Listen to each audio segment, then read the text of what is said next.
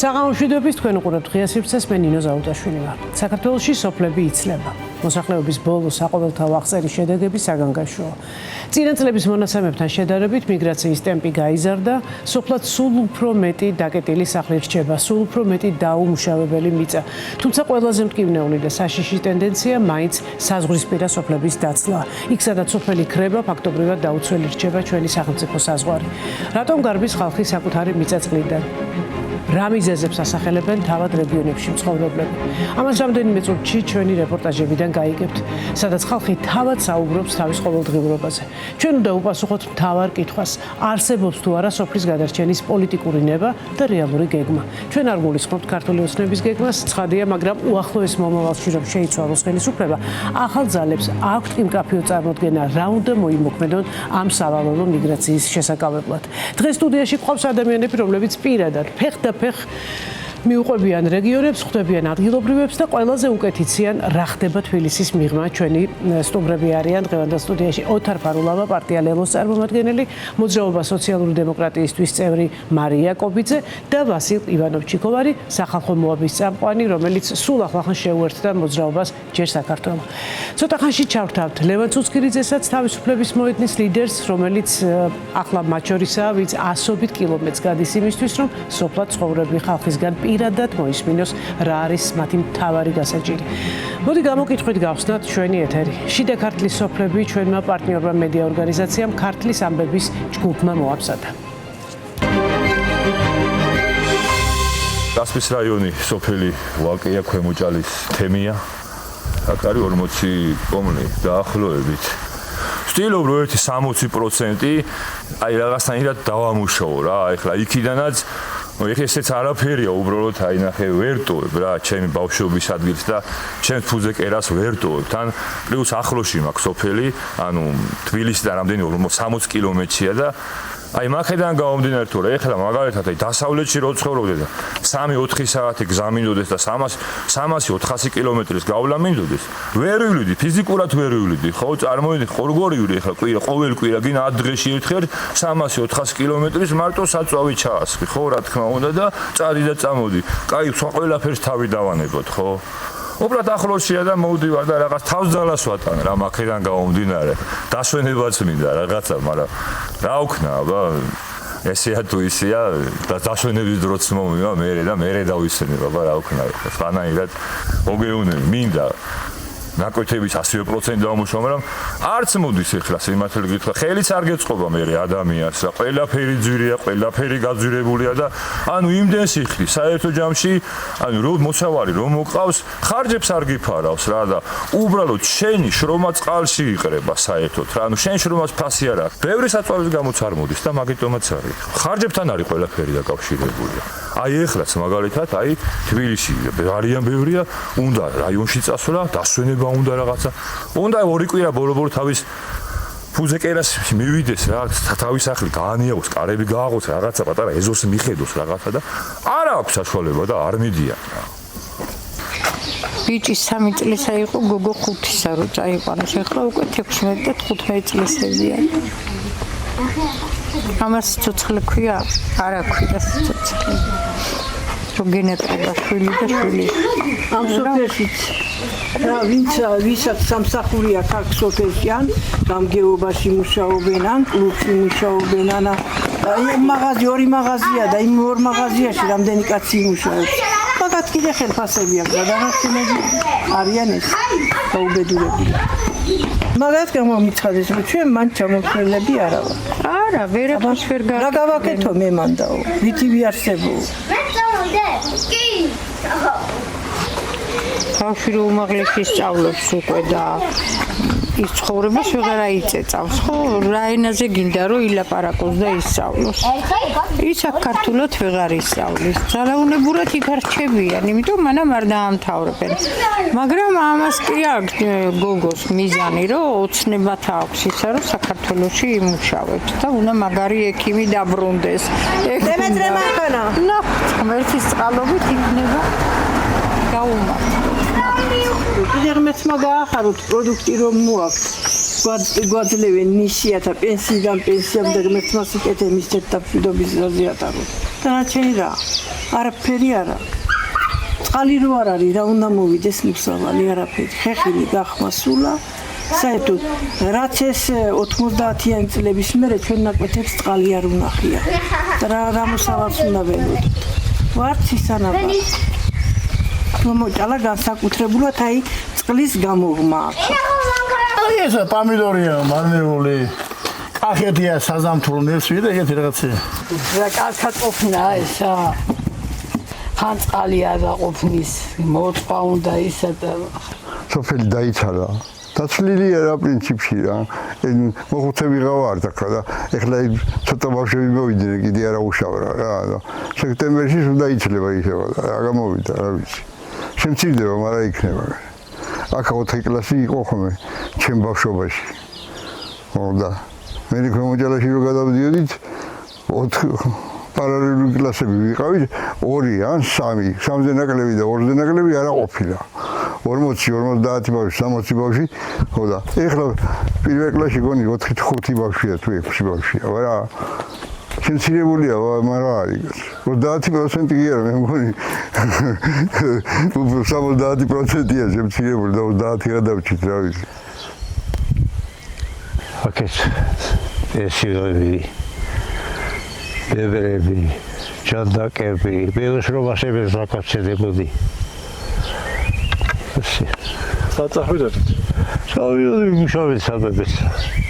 ვაღარაბ ჯანმრთელობა ხელსაღარ გიწყობს ეს თავი. აი ხლა ჩემ შუათანა თბილისში მაღაზიაში მუშაობს რა დაცვისი ნახევარ განაკვეთია მთელ ღამეებს ათენებს. აქ რა არის რა უნდა მოიყვანო? არაფერი. მუსოლიც აღარ მოდის. რითი უნდა იარსებო, რითი უნდა იცხოვრო, მაგრამ ეს პატარა უფროსიც უმუშევარი. ერავი თვითონაც და ოპერაციები ფეხი რამე ახლა ფეხიც კიდე ეს ოპერაციო მაქვს აღარ შემიძლია იმდენ ვერაფერს ვეხტვა ჭირს როგორ არა ჩვენ ნახდათ გვიჭირს აქ ცხოვრება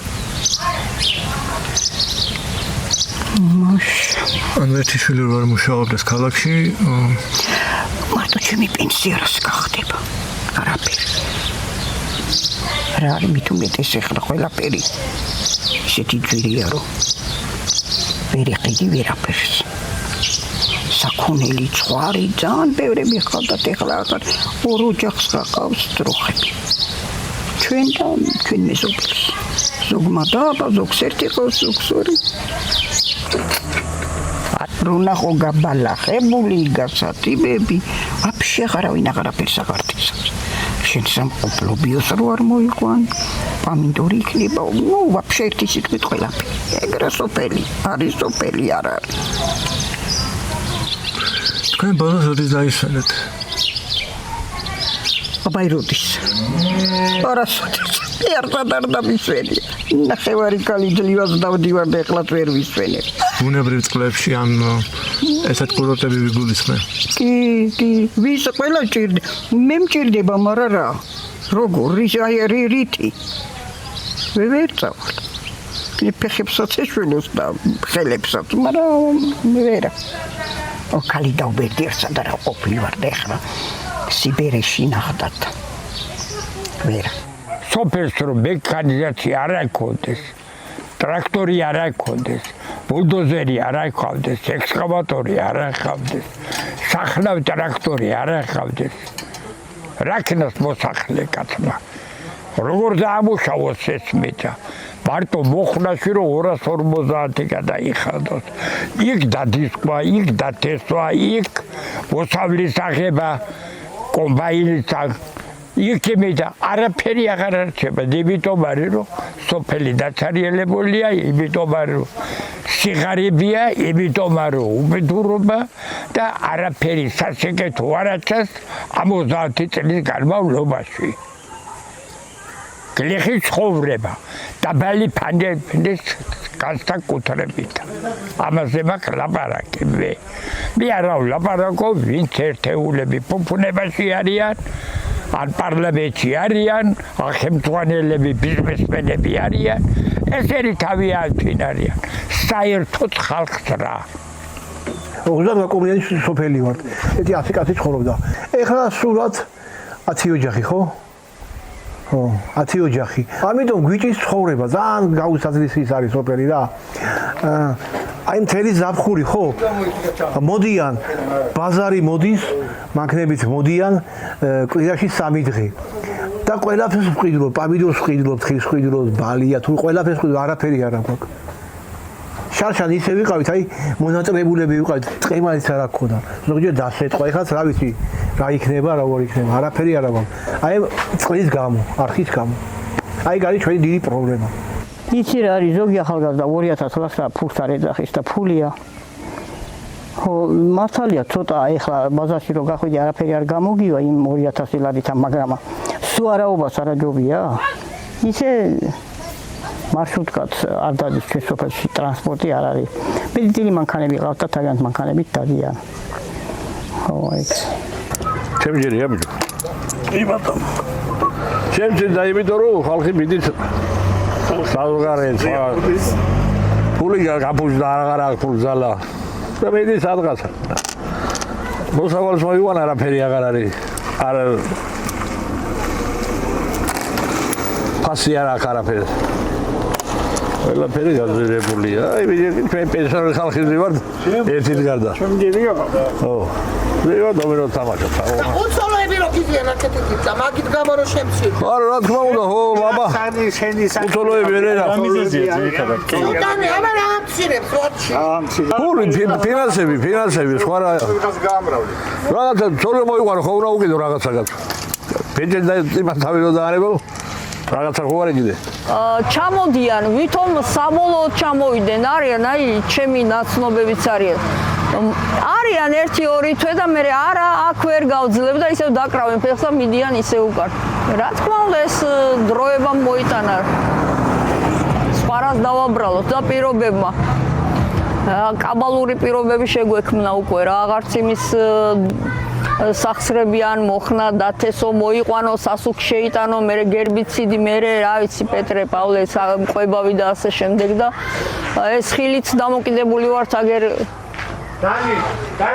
ამინძე სეტყვები და ვარცოფებიდან არის ყველაფერი უბედურება დაგვატყდა თავს რა ხო ხედავთ რა ხდება ალბათ მაგიტო ზოგი ქალაქშია წასული იქნებ იქ უფრო მეტი რაღაც იშოვოს აქ სოფელში შოვნით ვერაფერს ვერ იშოვე პირიქით აქედან დაყავთ სადღაც სხვა რეგიონებში უფრო ხალხი რომ იქ სამუშაოზე უფრო მეც ფულს უხდიან და აქ იმის შესაძლებლობაც აღარ არის რომ გადაუხადო პრინციპში 400-500 ლარით კომუნალური გადაიხადო წამლები იყიდო ვისაც სჭირდება ბავშვები არჩინო, ვიღაცას პატივისცე უკვე ესენი ალბათ უკვე ზედმეტი გახდა პატივისცე და დაპატიჟო და გადაპატიჟო წარსულს ჩაბარდა ჩემი აზრით.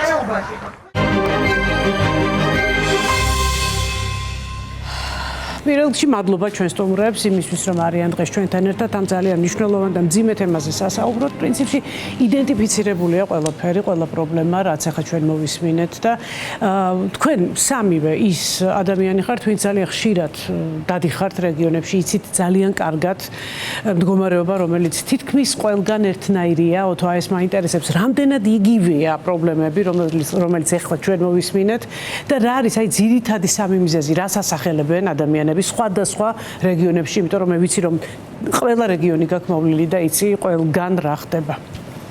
მოგესალმებით, მივესალმებით ჩვენს ტელემაყურებელს. კი არის უამრავი პრობლემა რეგიონში ცხოვრება და რაიონში და სოფელში ცხოვრება დღეს ადამიანისთვის არის ურთულესი, ყოველდღიური ბრძოლა იმისთვის რომ გადარჩეს. არსებობს პრობლემები, რომელიც ყველა მუნიციპალიტეტში თუ სოფელში გვხვდება. ეს არის დანგრეული სკოლები და ბაღის შენობები. რაც იძულებულს ხდის იქედან რომ ახალგაზრდა ოჯახები აბარგდნენ დატოვონ იძულებით საცხოვრისიდან მიმართონ გადავიდნენ ახლო მდებარე ქალაქებში სადაც შეძლებენ განათლება მისცენ საკუთარ შვილებს. ესე იგი მხოლოდ ლანჩხუთის მუნიციპალიტეტში მაგალითად 2016 წელს 4 საბავშვო ბაღი ახალი აშენდა, 4-ს ჩაუტარდა რეაბილიტაცია და წელს უკვე 7 დაკეტილია. იმ მიზეზით რომ ავარიულ მდგომარეობაშია და ის ბოლო დარჩენილი საბავშვო ბაღი წელს უკვე დაიკეტება და აღარ მიიღებს ბავშვებს. ამის მიზეზად თქვენ რას დაასახელებდით კორუფციას? პირველ რიგშია სავარაუდოდ ნიშნები, რომელიც კორუფციისკენ მივყავართ, სატენდერო პირობები ცხადდება არა იმ საჭიროების გადაჭრისთვის, რაც ადგილზე მოსახლეობას აწუხებს, არამედ სატენდერო პირობებით ცხადდება იმისთვის, რომ ქართულ ოცნებასთან დაახლოებული კომპანიები და პირები, რომლებიც ამ ტენდერებში მონაწილეობენ, მათი ჯიბე გასქელდეს და შემდეგ ეს ადამიანები ჩვენთვის კარგად ცნობილია, რომ პარტიულ შემომწირველებად გვევლინებიან წინასაარჩევნო ქართული ოცნების და პარტიულ ყურადღებაში მიაქვთ ის ფულები, რომლითაც ქართველი ხალხი ვეღარ სარგებლობს, ქართველი ადამიანები ვეღარ სარგებლობენ ჩვენი ფულით, ისევ ქართული ოცნება მდიდრდება, მათი ყულაბა ივსება. იგივე მდგომარეობა სკოლებში მარტო ლანჩხუთზე არ მინდა ვისაუბრო, მაგალითად, ახალციხის ნომერ 2 საჯარო სკოლა ვერ დაიწყო რეაბილიტაცია. არბოშიკის საჯარო სკოლა, დედოფლისწყაროს მუნიციპალიტეტი, ჯგალის საბავშვო ბაღი, წალენჯიხის მუნიციპალიტეტში და საინტერესოა თან ამ საბავშვო ბაღებთან როდესაც მივდივართ, საინფორმაციო ბანერები, სამშენებლო ბანერები ისევ დარჩენილია და მშენებლობის უმეტეს შემთხვევაში მშენებლობის დასრულების თარიღად დაწერილი 2024 წელი, 2025 წელი და 2026 წელია და იქ როდესაც მივდივართ, ჩვენ ვხედავთ, რომ მხოლოდ საფუძველია ჩაღრილი მშენებლობის და არანაირი კედლებიც კი არ არის ამოყვანილი. მაგალითად, ქარელში, მოხისში, ქვემო ხვედურეთში ერთი და იგივე კომპანიამ შენებლობის დაწყების პროცესში მიატოვა ეს ორივე საბავშვო ბაღი, მათ უკვე მილიონობით ლარი აქვთ აღებული, მაგრამ ეს ორი სოფელი დღეს საბავშვო ბაღის გარეშე არის დარჩენილი. აი პირდაპირ კავშირი რო გავავლოთ ამასთან, რაც თქვენ ახლა მოყევით და იმასთან, რომ ადამიანები ცლიან და მიდიან იმ სოფლიდან. ანუ რა, აი როგორ შეგვიძლია პირდაპირ გადავიყვანოთ ეს, თქვათ, დაუმთავრებელი ბაღები, სკოლები და ადამიანებისგან და კორუფცია ზოგადად და ადამიანებისგან დაცლა ამ სოფლების. აი ეს კავშირი რო დავანახოთ უფრო საზოგადოებას.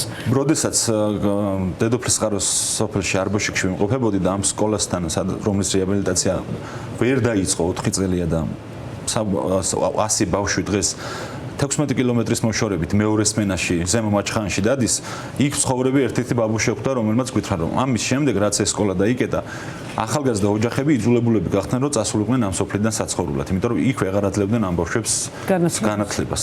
და შემდეგ ასევე დაგვანახა ამ სკოლასთან გზა, ახალი ასფალტირებული გზა და გითხრა, რომ აბა თუ იცით, ეს გზაო სად მიდის. ერთადერთი შიდა სასოფლო გზა არის, რომელიც გაკეთდებოდა. ჩვენ არც ვიცოდით ეს ინფორმაცია, თურმე მე ამ ბაბუს გითხრა, რომ ეს გზა მიდის პაპუაშვილის დედის სახლთან. ანუ ეს შეიძლება. აი ესეთი პრიორიტეტით მოქმედებს დღეს ქართული ოცნება. ერთი უნდა შეგახსენოთ, მე პირადად ვიყავი ლანჩხუთში სასწაული გადასაღებად, სწორედ განათლების თემაზე ვმუშაობდით და სასწაული ფაქტი აღმოვაჩინე, ახლა მე მინდა შევახსენო მაყურებელს, არ ვიცი შეიძლება არც ახსოვდეს ტრანსპორტის, ანუ ინფრასტრუქტურული პრობლემებიც რამდენია, იმიტომ რომ ტრანსპორტი არ არსებობდა ერთი სოფლიდან, რომ ჩამოეყვანა, თქვათ, ოზურგეთში და-ძმა. დას ჰქონდა პირველ ცვლაში გაკვეთილები, ძმას ჰქონდა მეორე ცვლაში. დედას უწევდა ორივე ბავშვის დილიდან გამოშვება სკოლაში, ერთი ელოდებოდა, რომ პირველ ცვლაში შესულიყო და დაესრულებინა და ამასობაში მეორე ელოდებოდა, მერე პირველი და ელოდებოდა ძმას, რომელიც მეორე ცვლას დაასრულებდა და ერთად და წარმოიდგინეთ ეს მოქმედებს განათლების ხარისხზე და ასევე მაგალითად ჩოხატაურის მუნიციპალიტეტში ბოლო აღწერით 17000 ადამიანი ცხოვრობს. 17000 ადამიანიდან 12000 ადამიანს განცხადება აქვს დაწერილი იმის შესახებ, რომ ესაჭიროება სოციალური დახმარება. წარმოიდგინეთ, რამდენად მძიმეა სურათი ჩოხატაურის მუნიციპალიტეტში, გურიაში ყველაზე მძაფრად იგრძნობა მიგრაცია, სოციალური მძიმე ფონი. კი, ამაში დაგეთანხმებით აბსოლუტურად. ერთ-ერთი ესე ვთქვათ, მძაფრად შესაძლებელი, როდესაც ჩავდივართ გურიაში, თან ბოლო 1 წლის განმავლობაში, როდესაც მე ამ რაიონებში და მუნიციპალიტეტში ჩემს თანაგუნდელებთან ერთად დავდივარ, გუშინ დავბრუნდი, მე ირაკლი კუბრაძე, ვატო სურგულაძე და გიორგი სიორიძე ვიმყოფობოდით გურია აჭარაში და აჭარის ამბებიც მინდა მოგიყვეთ. დინამიკაში მძაფრდება და უარესდება ადგილებზე მდგომარეობა. ის ადამიანები, ვისაც თქვათ 2 თვის წინ შეხვდით ჩვენ სოფლებში და რაიონებში, უკვე აღარ ხვდებიან, რადგან იძულებულები ხდებიან ამ ადამიანებმა ქვეყანა დატოვონ, ემიგრაციაში წავიდნენ, რათა ოჯახები არჩინონ და უმძიმესი სურათი ხვდება, უმძიმესი სოციალური პრობლემები აქვს ადამიანებს. ზუგდიდში ვიყავით ყოდუების ოჯახში, უმძიმესი სოციალური მდგომარეობა აქვს და როდესაც მერია მიმართეს დახმარებით რომ სახლი გადაეხურათ ამ ადამიანებს, რადგან აწვიმთ, იცით მერიამ რა გაუკეთა? მიუტანა ეგრეთ წოდებული ბრეზენტი, რომელიც დახვრეტილი იყო. აი ესე ექცევა ადგილზე ხელისუფლება იმ ადამიანებს, ვისაც უჭირთ, ვისაც მათი დახმარება ესაჭიროება.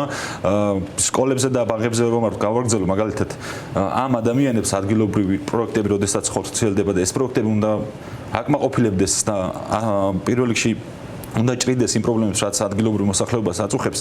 პირიქით მეტ პრობლემას ქმნის, მაგალითად ველისციხეში. ველისციხეს, რომელიც ისტორიული სოფელია, 2022 წელს დაიწყო ამ სოფლის რეაბილიტაცია, ცენტრის რეაბილიტაცია, 60-მდე სახლის რეაბილიტაცია, ცენტრალური ქუჩის, თეატრის და დღეს 2026 წელს 4 წლის შემდეგ, როდესაც ჩახვალდა, თან ამ პროექტის მოცემული ღირებულება იყო 27 მილიონი ლარი და ეს უკვე 20 მილიონი დაიხარჯა. უარის მდგომარეობაშია ველისციხე, უარის მდგომარეობას ნახავთ იმ ქუჩაზე, რომელსაც რეაბილიტაცია უნდა ჩატარებოდა, იმ სახლების, იმ 60 სახლს, რომელსაც რეაბილიტაცია უნდა შეხებოდა. უარის მდგომარეობაშია, გზები აღარ არის, წყლის პრობლემა აქვს უკვე ამ ადამიანებს. ხაშურის ეს ქუჩის საკითხიც, აი მაგალითად ძალიან ხშირად სოციალურ ქსელში ხვდება პირდაპირ აი მაგალითია იმისი, როგორ შეიძლება თვალსა და ხელში პროექტმა, რომელსაც უნდა მოეგვარებია წყალმომარაგების პრობლემა, შეექმნა უამრავი პრობლემა, გზები, არც წყალი აქვს უკვე ამ ადამიანებს და ხაშურის ცენტრში მერიის წინაც კი უკვე შეუძლებელია გადაადგილება.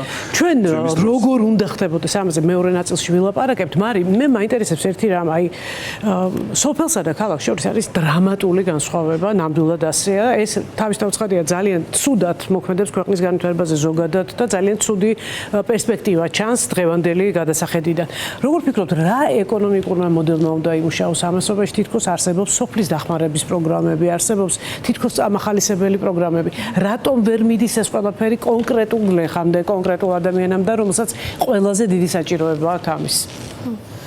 ერთ-ერთი მთავარი პრობლემა, რაც არის დღეს რეგიონებთან მიმართებაში, არის ეს დისპროპორცია და ასიმეტრიულობა, რაც გამოიხატება, ესე იგი, პირველ რიგში პოლიტიკური ძალაუფლების გადანაწილებაში და ეკონომიკური დოვლათის გადანაწილებაში. მუნიციპალიტეტები ფაქტობრივად, უბრალოდ ფორმალურად გვაქვს შეიძლება ითქვას, მუნიციპალური ხელისუფლებები არის უბრალოდ ცენტრალური ხელისუფლების ადგილობრივი წარმომადგენლობა. ასე ვთქვათ, შავი საქმის გამკეთებლები, მე ასე ვიტყოდი. და მუნიციპალიტეტებს შეიძლება კანონმდებლობის დონეზე რაღაცა გარკვეული ფუნქციები ჰქონდათ მინიჭებული, მაგრამ ეს რჩება მხოლოდ ფურცელზე და ამის აღსრულება არ ხდება. ის რაც წერია კანონმდებლობაში, ისიც არ არის სრულყოფილი, მაგრამ ისიც კი იმის აღსრულებაც არ ხდება. და ფაქტობრივად, ესე იგი, მუნიციპალიტეტები მთლიანად ჩამოკიდებული არის ცენტრზე. ადგილობრივად ვერ იღებს გადაწყვეტილებას, ვერ განსაზღვრავს ადგილობრივად უშუალოდ თუნდაც რა ეკონომიკურ სექტორში მოხდეს ინვესტიცია, რა ეკონომიკური სექტორი განვითარდა, ეს რა პროექტები ჭირდება მუნიციპალიტეტს და ასე შემდეგ. ეს პოლიტიკური გადაწყვეტილებების დონეზე რო ვთქვათ. ეკონომიკურადაც, ესე იგი, ჩვენ გვაქვს როგორი ეკონომიკა, ხო?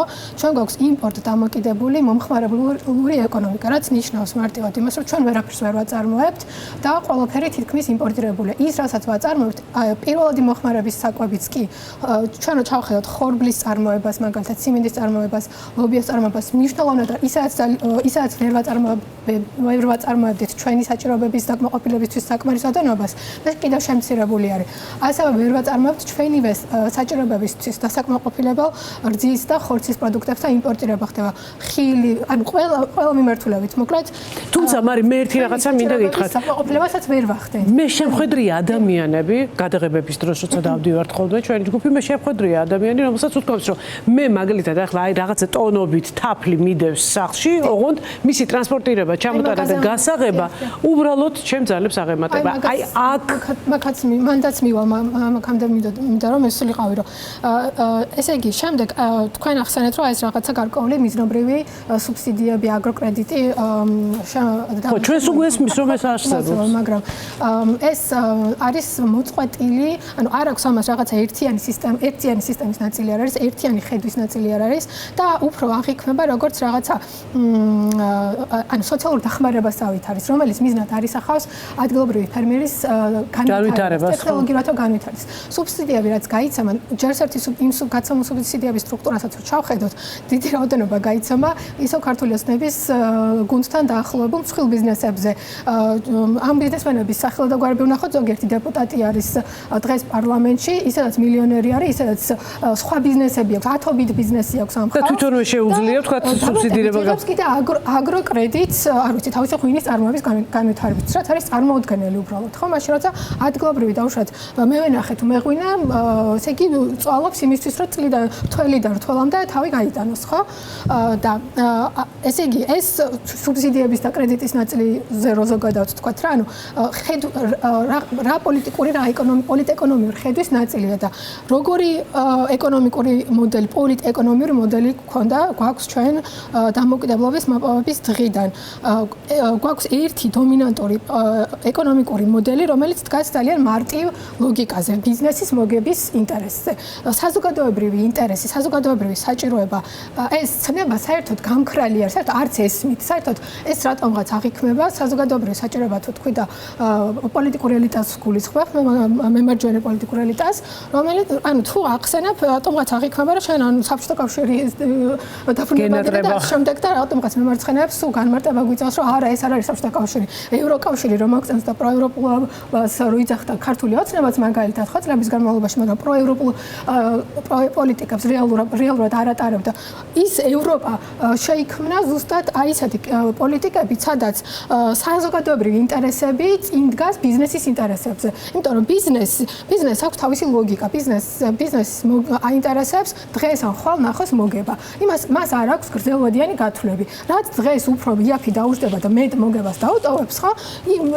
იმ გადაწყვეტილებას მიიღებს. როცა ქვეყანაც აი ამ მოდელით იმართება, რომ დღეს და ხვალ რა მოიტანს მარტივად, რა გაასქელებს ჩემს ჯიბეს, ასე ვთქვათ, ესეთი ქვეყანა ვერასოდეს ვერ განვითარდება. და ამ ქვეყანაში ყველა სივრცე, ყველა სექტორი საზოგადოებრივი ცხოვრების, იქნება ეს ჯანდაცვა, განათლება, სოფლის მეურნეობა, ხო, ყველაფერი არის მორგებული აი ამ მოდელს, აი ამ ლოგიკას. მაგრამ როგორ ახერხებენ იგივე ევროპული ქვეყნები, როგორ ახერხებენ? მაგალითად თქვენ ბოდიშით, მაგას წეღარაც დამისვით, კითხვა მაგას მინდა რომ გავცი ასევე პასუხი, იმიტომ რომ ეგეც სერიოზული პრობლემაა, რომ მაგალითად ჯერ ხო ვერ ვაწარმოებთ, რაც თქვი, რომ ჩვენი საჭიროებების დასაკმაყოფილებელ რაოდენობას, მაგრამ რასაც ვაწარმოებთ, ისიც ულპება გლეხს და რატო ულპება? იმიტომ რომ რეგიონებში არ არის განვითარებული ინფრასტრუქტურა. არის მთელი დასახლებები, სადაც არ არის წყალმომარაგება, თქვენც ახსენეთ, ხო? არ არის გზა, ტრანსპორტი. არ არის ტრანსპორტი გაყვანილი. ხო, ანუ ელემენტარული, ეხლა ჩვენ მაგალითად, ჩვენ ხო დავდივართ რეგიონებში და ესე იგი ოზურგეთში ვიყავით მაგალითად წინა კვირას ოზურგეთის ბაზარში და ქალბატონი შეხვდა, რომელიც ცხოვრობდა ახლოს სოფელში, მანქანით ამ სოფლიდან ოზურგეთამდე არის 12 წუთის გზა, ну მანქანა არ ყავდა ამ ქალს და რაღაც საქმეზე იყო ჩამასული ოზურგეთში და ერთადერთი მარშრუტკა სამარშრუტო ტაქსი მუშაობს და 3 საათი, ანუ რომელიც რაღაც დღეში მხოლოდ ორჯერ დადის. 3 საათი უნდა dalodebოდა, რომ სოფელში უკან დაბრუნებულიყო. რა გაჭირდა ამისთანა, რომ გზა გაიყვანონ, ხო? ასევე შევხვდით მაგალითად სოფელ სურების მოსახლეობა, სადაც გემახსოვრებათ თქვენ ახლა იყო ჰესის აშენება. იგი სოფელი იყო წინააღმდეგობაში, საკმაოდ ძლიერი იყო ეს წინააღმდეგობა და დღეს სამწუხაროდ ცოტა შენელებული არის წინააღმდეგობა. ეს ხალხი ისეთ ისტორიებს გვიყვებოდა, რომ ანუ უბრალოდ პირველად კი არის მენ ესეთი ისტორიებს, ესეთი ამ ისტორიებს ისმენ ყველგან. ეს ისტორიები მოგვისმენია ბალდაში, მოგვისმენია ესე იგი საირმეში, მოგვისმენია სულორში, მოგვისმენია ქუთაისში. ყველგან სადაც მივიდივართ ერთ და იგივე ისტორიებს ვისმენთ, მაგრამ ყოველ ჯერზე მაინც ანუ გაოცებული რჩება, იმიტომ რომ ადამიანი მყოფიან რომ მარტო იმის გამო რომ დავუშვათ გააპროტესტეს ის რომ ჰესის აშენებას რო აპირებ აზრი მკითხე ანუ ის მაინც მითხარი ამიხსენი რა სარგებელს მოიტანს ეს ჰესი. არა ეს ვალდებულებაც არის, ეს ის კი არ არის რომ მოდი იქნებ მკითხოზე არ არის ლაპარაკი, ეს არის ვალდებულება სანამ რამის კეთებას დაიწყებ, შეუთანხმო მოსახლეობას, ეს ჩვეულებრივად გაწერილი. ის გამო ადამიანების მიმართ აღძრავენ ადმინისტრაციულ საქმეს, სისხლის სამართლის საქმეს, იბარებენ განყოფილებებში, სხვადასხვა დაშინების მეთოდებს გამოიყენებენ, თან საოცრება რა არის რომ ყველა რამდენად ზუსტად აქვს შესწავლილი ყველა სოფელი, ყველა მოსახლეობა ადგილობრივი, ზუსტად იციან ადგილობრივი ქსოვილი როგორი არის, ვის ასე ვთქვათ, ვინ როგორ დააშინონ, ვისზე რა ფსიქოლოგიური ზეწოლა იმოქმედებს, ვისზე რა ფინანსური ზეწოლა იმოქმედებს. აი ზუსტად იმ ადგილებში აჭერენ ადამიანებს ასე ვთქვათ, რაც ზუსტად იციან რომ ეს ამ ადამიანების სუსტი წერტილია და იმ მომენტში როცა ჩვენ ამ ადამიანებს ვალაპარაკებოდით, ჩაგვიარა იქ მანქანით ამ ჰესის ამ კომპანიაზე დასაქმებულმა ადამიანმა და გვათვალიერებდა, აბა ეს არ ვიცი ხა ცოტა მეც მე ინერვიული ის რომ ხა იმის გამო რომ ჩვენ გვალაპარაკებიან კიდე რამე დამატებით მათ არ დაუშავდეთ ისე ხო აბსოლუტურად გასაგებია. აი ეს მაგას გავცემ პასუხს ბოდიშით და აღარ წავიდი. არა, დაგიბრუნდებით, ჩვენ ყველას არის განვითარებული. მაგის ბრალი ასევე არ არის განვითარებული მაგალითად სასაწყობე ინფრასტრუქტურა, მაგალითად მაცივრები, სასაწყობე, ანუ ის რომ მაგალითად შენ რომ მოსავალს აიღებ, დაასაწყობა შეინახო და არ იყოს სეზონზე დამოკიდებული. მაგალითად ეხლა სეზონ ზაფხულში ხო ხილი შეიძლება აწარმოებთ, მაგრამ ზამთარში იმპორტირება ხდება. ანუ 21 საუკუნეში რატო არ უნდა გქონდეს ისე განვითარებული ტექნოლოგიები, რომ სეზონზე არ იყო დამოკიდებული. ხო, აგერ ხო ერთი ადამიანი ასე ვყვებოდა, რომ წვიმაზე ვარ დამოკიდებული, იმის მიხედვით მოსავალი როგორი გექნება, წვიმაზე ხარ დამოკიდებული. თუმცა ამასთან ერთად მე გამიგია რომ არსებობს სახელმწიფო დაზღვევის პროგრამები, აი სულ მესმის რაღაც პროგრამები შესახებ, ოღონდ დღეს როცა ჩავდივართ და ისე ვეკითხებით რა მდგომარეობა, მათი პასუხი ყოველთვის არის აი შემაშფოთებელი. ვასილ, შენ ძალიან დიდი ხანია უკვე სახალხო მოამბის ეგიდით დადიხარ რეგიონებში და აი ძალიან მაინტერესებს შენი შთაბეჭდილება, ყველაზე მეტად აი რა არის ის, რა თემებსაც ყველაზე მეტად გამოყოფენ. არის თუ არა საერთო იმასთან დაკავშირებით, აი ჩვენ ახლა ვნახეთ. ემთხვევა თუ არა ეს პრობლემები, ანუ რამდენად არის ეს ერთი და იგივე, ვთქვათ, პრობლემა მთელს ქვეყანაში, თუ არის რაღაც განსხვავებები, ვთქვათ, იქ შეიძლება ჯანდაცვის თემა შემოვიდეს, 1000 სხვა. მოგესალმებით, მივესალმებით მაყურებელს, თავისუფლება და სოლიდარობა მზია ამაღლებელს, სინდისის ყველა პატიმარს და ალექსანდრე ნელისაშვილს, ალეკო ნელისაშვილს გამძლეობას და ჯანმრთელობას უსურვებ მას ყველას მოგილოცავთ დამდეგ პეტრე-პავლობას. მე ვუწევდი ალეკო ნელისაშვილის მიმართ შენ სოლიდარობას მთელი გულით მზიას მიმართაც და ყველა სინდისის პატიმრის მიმართაც. ყველგან ერთი და იგივე პრობლემა არის. მე მადლობას ვუხდი საქართველოს მოქალაქეებს, 1.5 მილიონ ადამიანს, რომელიც აი ამ სირთულეებს წლების განმავლობაში იტანს და ფოლადივით გამოწრთობილი ხალხი ყავს რეგიონებში, რომლებიც აი ყველგან ერთი და იგივე პრობლემა არის. ეს არის ინფრასტრუქტურა, ეს არის ჯანდაცვა, ეს არის განათლება, სოფლის მეურნეობის მიმართულებით. ავიღოთ ჩვენ ვართ ქვეყანა, სადაც დასაქმებულთა ნახევარი სწორედ სოფლის მეურნეობაში მოდის და მათ მიერ მთლიან დოვლათში შეტანილი წვლილი არის არ აღემატება 6%. 2024 წელთან შედარებით 2025 წელს გვაქვს 5%-იანი კლება ამ მიმართულებით. მთლიანად ქვეყნის მასშტაბით ხალხი ვინც არის დასაქმებული, მათი ნახევარი სოფლის მეურნეობაშია დასაქმებული და მათ მიერ შექმნილი დოვლათი არ აღემატება 6%-ს და ამ მიმართულებით კიდე გვაქვს კლება. დარგში, სადაც წლების განმავლობაში, 10 წლის განმავლობაში არაერთი მილიარდი ლარი დაიხარჯა სოფლის მეურნეობაში, არაერთი მილიარდი დაიხარჯა რეგიონალურ და ინფრასტრუქტურულ განვითარებაში და რა გვაქვს ასევე, რა შედეგი გვაქვს უკანასკნელი 10 წლის განმავლობაში სოფლად მცხოვრები მოქალაქეების რაოდენობა 7%-ით არის შემცირებული. შემცირებული კი. ანუ რატო? ციფრე არსებობს ესეთი გამოთქმა, ხო, არსებობს ტყუილი, მტკნარი ტყუილი და სტატისტიკა. ჩვენ ვისმენთ ძალიან ლამაზ განცხადებებს, თუ რა კარგი პროგრამები აქვს სახელმწიფოს, ხო, მაგალითად, დანერგე მომავალი აგროდაზღვევა, ასევე იგივე ტექნოლოგიური მიმართულებით იმის ძალიან ლამაზ განცხადებებს ვისმენთ, მაგრამ რას გრძნობს სოფლად ცხოვრები მოქალაქე? ყველგან ერთი და იგივე პრობლემა არის. არც ერთი კვლევა არ მახსენდება, რომელიც აი ამ პროგრამების ანალიზზე იქნებოდა დაყრდნობილი და ძალაუფლების მკვლელი ამითი გამოვიდოდა და გაანალიზებდა, რომ მაგალითად მე დავხარჯე 200-300 მილიონი, ამან მომიტანა ეს შედეგი და ღირს ყველაფერი ამ მიმართულებით არის დათვლადი და გაზომვადი. ეს ყველაფერი არის დათვლადი და გაზომვადი, მაგრამ ავიღოთ პირობითად 2025 წლის ბიუჯეტის შესრულების აუდიტი. იქ ჩვენ ნახავთ, რომ მაგალითად ვერ აითვისა ძალაუფლებამ ჩვენთან დაახლოებით 500 მილიონზე მეტი კრედიტი, რაში ჩვენ საქართველოს მოქალაქეებმა შარშან აუთვისებელ და ხელიდან გაშვებულ შესაძლებლობაში გადავიხადეთ პროცენტის მომსახურების სახით 5 მილიონი ლარი. წარმოიდგინეთ, წლების განმავლობაში ეს თანხა დავაჯამოთ და რა. ყველაფერი არის ძალიან ცნობილი და დიდი ხანია ძალიან ცნობილია რა პრობლემები გვაქვს სოფლად.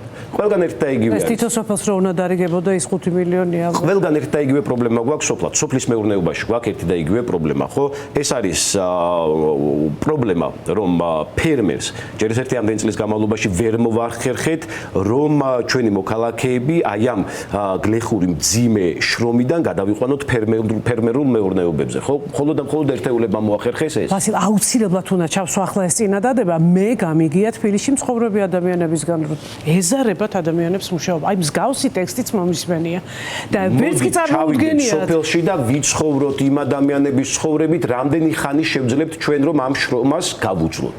ეს არის ტიტანური ფიზიკური შრომა. ადამიანები და მიუხედავად ამისა ისინი მაინც არტოვებენ ქვეყანას. ესენი არიან ქვეყნის ხალხი. ეს ხალხი ჩვენ რო არ ყავდეს, ჩვენ ქვეყანას პრაქტიკულად დავკარგავდით. იმიტომ რომ 60%-ზე მეტი ადამიანი ცხოვრობთ ქალაქში და მთელი ჩვენი ბიუჯეტი არის ხარჯვაზე მიმართული ბიუჯეტი. რა იქნება, რა შეიქმნა, ხო, აი მოდით ავიღოთ და უკანასკნელი 10 წლის განმავლობაში რა სტრატეგიული მიმართულება განვითარდა საქართველოში. ჩვენ ახლა ვართ სახელმწიფო პროზა ქვეყანა, რომელიც დამოკიდებული ვართ იმპორტირებულ საქონელზე, ხო, არაჩვეულებრივად ეს ყველაფერი აღინიშნა. ციფრებიც გვაქვს ესეთი, მთლიანად ვარ დამოკიდებული მაგალითად რუსულ ხორბალზე. კი, გასაგებია უკრაინაში მიმდინარე მოვლენების გამო მთლიანად გავხდით რუსულ ხორბალზე დამოკიდებული. მთლიანად გავხდით რუსულ ხორცზე დამოკიდებული, მაგრამ რამხელა დისბალანსი გვაქვს იმპორტ-ექსპორტ შორის და ჩვენი ექსპორტის მხოლოდ და მხოლოდ 12% მოდის დასავლეთის სახელმწიფოებზე. დანარჩენი 80%, 88% ჩვენი ექსპორტი მიდის რუსეთზე. ჩვენ კარგად ვიცით ეს ხარისხზე როგორ მოქმედებს. მაშინ, როდესაც ჩვენი წარმოება უნიკალური ქვეყანა ვართ, სადაც შეგვიძლია მოვიყვანოთ და მოდის უნიკალური პროდუქცია, რომელიც შეიძლება იყოს ყველაზე ძვირადღირებული. ჩვენ ეს ძვირადღირებული პროდუქცია შეგვიძლია რომ გავყიდოთ, თავადაც მოვიხმაროთ და იმდენი მოვიყვანოთ რომ გავყიდოთ. არსებობს არაჩვეულებრივი მაგალითები, ხო, მსოფლიოს საუკეთესო პრაქტიკები არსებობს, სადაც მაგალითად პოლონეთმა, ხო, ევროკავშირში ინტეგრაციით როგორ დაძლია ეს კავშირისვე დახმარებით საკუთარი სოფლის მეურნეობის პრობლემა, როგორ აწიეს ეს ღირებულებათა ჯაჭვი და როგორ გახდა ძვირადღირებული და კონკურენტუნარიანი პოლონური პროდუქცია ევროკავშირის ბაზარზე. ჩვენ ახლა ვხედავთ რა ხდება სომხეთში. როგორ მოხსნეს კი სომხეთს არა აქვს თავისუფალი სავაჭრო ხელშეკრულება ჯერჯერობით ევროკავშირთან, მაგრამ 80%-ზე მოეხსნათ გადასახადი ევროკავშირში და პირიქით მიიღეს ასევე მაგალითად თითქმის 300 მილიონიანი დაფინანსება იმისთვის, რომ სომხური პროდუქცია ადვილად გავიდეს ევროპულ ბაზარზე. ჩვენ ეს ყველაფერი 10 წლის განმავლობაში არაფერი არ გვაქვს, მაგრამ ვისმენთ კარგ ლამაზ განცხადებებს. თუმცა არანაირი გაუმჯობესება სტრატეგიული მიმართულებით, მაგალითად ხორბლის წარმოება, ხო, საქართველოს არის როგორც ღვინის ასევე ხორბლის სამშობლო არის. და ჩვენ არ გვაქვს სტრატეგიული მარაგები ჩვენვე ხორბლის. ეს არა მარტო იმის შეიძლება ჩვენ ვიღირდეს რაღაცეებში ფულის გადაყრას, ქართული ხორბლის სუბსიდირება იმისთვის, რომ ჩვენ ეს ხორბალი შევინარჩუნოთ და ჩვენი სტრატეგიული მარაგი გქონდეს. თან ეს არის ძვირადღირებული პროდუქცია არის, რომელიც სოფლიოში ძვირად შეგვიძლია. მით უმეტეს იმ რეგიონში, რომელიც არის ძალიან აი ამ ვიმსჯელოთ ეკონომიკურ მოდელებზე, რა არის, როგორ არის, თავარი პრობლემა, რომელიც ხელს გვიშლის ყველა მიმართულებით, თავარი არის ის, რომ აქ არის კორუფცია და ნეპოტიზმი. მიზნად მიმართული სუბსიდირება, სად მიდის და რომელი დიდი მსხვილი კომპანიები არიან ამ სუბსიდირების მომხმარებლები. შემდეგ რა შედეგი მოგვცა ამ სუბსიდირებამ? რატო ვასუბსიდირებთ ყურძენს? რომელ კომპანიებს ვასუბსიდირებთ? იმისთვის, რომ დარგი განვითარდეს. და მაგალითად კახელს კონდეს ისეთი ღვინის წარმოება, რომელსაც ევროპაში გაიტანს. ჩემთან ლეჩხუმში არიან ბიომეურნეები, რომლებიც მაგალითად ინგლისში ყიდიან ერთ ბოთლ ღვინოს 150 ფუნტ სტერლინგად. კი, ზუსტად ესეა. იმიტომ რომ აქ არის ცოდნა. ცოდნის დეფიციტი არის ერთ-ერთი მთავარი პრობლემა. ნაცვლად იმისა, რომ სახელმწიფო ადგილზე ზრუნავდეს ფერმერებში ცოდნის შეტანაზე, იმაზე რომ ტექნოლოგიები მივაშველოთ, იმისთვის რომ წვეთოვანი საირიგაციო სისტემები გავაკეთოთ, იმისთვის რომ პროგრამების ანალიზი ჩავატაროთ. ჩვენ ვხედავთ იმას, რომ ფული იხარჯება პარტიისთვის დივიდენდების მოსატანად, რომ არა სახელმწიფოებრივი მიდგომა გვაქვს, არამედ გვაქვს პარტიული მიდგომა. თავარია პარტიამ დივიდენდი მიიღოს ამ პროგრამებით და არა აქვს მნიშვნელობა იმას სახელმწიფო როგორ იხეირებს. არა და რეალურად მილიარდებს ხარჯავთ. ჩვენ ფულს ხარჯავთ. ჩვენი ფული ხარჯავთ. ყველა ადამიანის პრობლემა ნაცვლად იმისა, რომ ეს აზრით დაიხარჯოს, ეს კეთდება კონკრეტული მერკანტილური მიზნით, რომ მე პარტიას მყავდეს შემომწირველი ერთი, შემდეგ იქნება არჩევნებზე ხმა ვიყიდო და დარგი განვითარდება თუ არა ჩადით ნებისმიერ სოფელში გაიკითხეთ რა დარგები არის განვითარებული. გადამამუშავებელი მრეწველობა სადმე არის, შემნახველი მეურნეობა სადმე არის, ეს ღირებულებათა ჯაჭვი როგორ არის აწყობილი. მაგალითად გვაქვს მოცვი. ახალი კულტურა, რომელმაც არაჩვეულებრივად მოიკიდა ფეხი, ხო? მანამდე კივი ჰქონდა. როგორ არის წარმოდგენილი ეს ყველაფერი ექსპორტზე.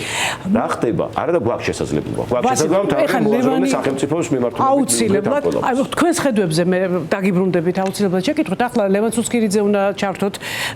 მე მგონი ზუგდიდიდან თუ არ ვწდები, ლევან მოგესალმები. მოგესალმებით საღამოშვიდობის. ლევან, რა თქმა უნდა, იმ თემაზე შემოვდივართ ახლა თქვენთან კითხვებით, რა თემაც ალბათ თქვენ უკვე მოისმინეთ, ეს არის რა ხდება ჩვენ ქვეყანაში რეგიონებთან მიმართებაში, რატომ კვდება სოფლები, რასაც ჩვენ თვალნათლივ უყურებთ და ვაკვირდებით. პირველ რიგში ამ წუთას სათხარ ზუგდიდში თუ სადღაც უფრო მახლობელ სოფელში? არა, ახლა ზუგდიდში დავბრუნდი, ჩხოროწყუში ვიყავით, ნახე 700 ლარად ნაყიდი საკურას ნერგები, რომელიც მე თხემალი აღმოჩნდა, იმიტომ რომ მოისყა. ნახე ჩხოროწყუს მერის მიერ მისთვის საყვარელი სადღეგრძელოსთვის დადგმული ძეგლი. და ამასობაში ჩვენ დაგვდევდა პოლიცია და რა ვიცი ვინ არა, სანუ ჯიპი დახვებოდა იმის მაგალითად, რომ მართლა ვინც არის ყურადღება მისაქცევი, იმას მიექცევა. აი ეგეთი რაღაცები ხდება. ლევან, მე სოციალურ ქსელში წავიკითხე, რომ თქვენ ერთ-ერთ რეგიონში ჩაიტანეთ 500 წიგნი, ერთ-ერთ სოფელს აჩუქეთ 500 წიგნი. თვითონ იმ სოფელში თუ დარჩა ადამიანი, ვინც ამ წიგნის საკითხვას შეძლებს. ბავშვები, მომავალი თაობა, ადამიანები, რომლებმაც საქართველოს მომავალი უნდა შექმნან. ესე ჩვენ ხურჩაში ვიყავით, სამეგრელოში ვართ ახლა ზოგადად ჩამოსული უკვე მეორე კვირა ისწება, აქ ცხოვრობ, აქ არის პარტიის ოფისი, აქედან მუშაობ. მანამდე იმერეთში ვიყავით, კახეთში, აჭარამონი არის, ახლა აქ ვართ. და სამეგრელოს ყველა მუნიციპალიტეტის შემოვლა დავასრულეთ დღეს. აღგვექნება დიდი შემაჯამებელი ფორუმი ჩვენს თანამოქალაქეებთან ერთად. ასევე ვიყავით საოკუპაციო ხაზთან მდებარე სოფელში. ხურჩაში ჩავედით. არაჩვეულებრივი ბავშვები ცხოვრობენ, არაჩვეულებრივი პედაგოგები ყავთ, რომლებმაც რო დაინახეს წიგნები, თვალები გაუნათდა.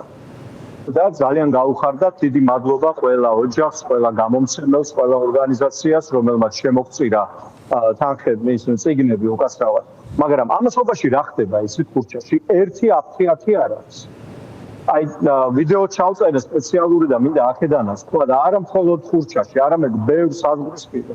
უკაცრავად საოკუპაციო ხაზის სოფლებთან, ხომ სადაც ეს ხელოვნური საზღვარი გაავლეს ოკუპანტებმა, არსად არ არის აფთიათი.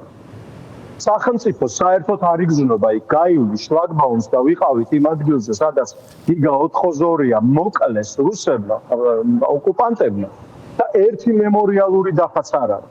ადამიანმა რო არ იცოდა რომ იმ ადგილის იქით გელოდება შენ ხიფათი და შეიძლება ოკუპანტების ტყვეობაში აღმოჩნდეს და შეიძლება ვიღაცამ ტყვია გესროლოს როგორც 402-ას ესროლეს, ვერაფერს ვერ მიხვდები, სახელმწიფო აღარ არსებობს. ჩვენ ვიყავით წყოურში, ასეთ სოფელია, ასევე საოკუპაციო ხაზთან. და ადამიანები, როდესაც გვესაუბრებოდნენ, ტიროდნენ ხალხმა, სრემლები მოსდიოდათ, იმიტომ რომ გვიყვებოდნენ ადამიანზე, თავიანთ ახლობელზე და მეგობარზე, რომელიც 42 წლის კაცი, იმიტომ მოკვდა, რომ სასწრაფო დახმარების მანქანამ ვერ მიუსწრო. ჩემ წინ იჯდა მამაკაცი, რომელიც ასევე სრემლები მოსდიოდა, 1 წლის ბავშვი დაეღუპა, იმიტომ რომ ვერ მიიღო ნორმალური სამედიცინო დახმარება. სკოლა, ხალხო, სკოლა, აი ამ საოკუპაციო ხაზთან ცხოვრება უნდა იყოს ისე მოწყობილი, რომ იქიდან რომ გადმოვა ადამიანი, ან იქიდან რომ გადმოხედავს აქ რა ხდება, საქართველოში ცხოვრება, აქ დანარჩენ საქართველოში ცხოვრება მოუნდეს. და რა ხდება, ესეთ 4 წელია სკოლას უშენებენ ბავშვებს. და ვერ აუშენეს 4 წელი სკოლა და ეხლა ამბობენ რომ ამორტიზებულია, უნდა დავანგრიოთო და თავიდან ავაშენოთო, გესმით? ეს გამოიწვევს თუ არა ლევან ამ ბავშვების გადინება სოფლიდან, იმიტომ რომ მათ არ აქვს საშუალება რომ ისწავლონ და მიიღონ განათლება. მით უმეტეს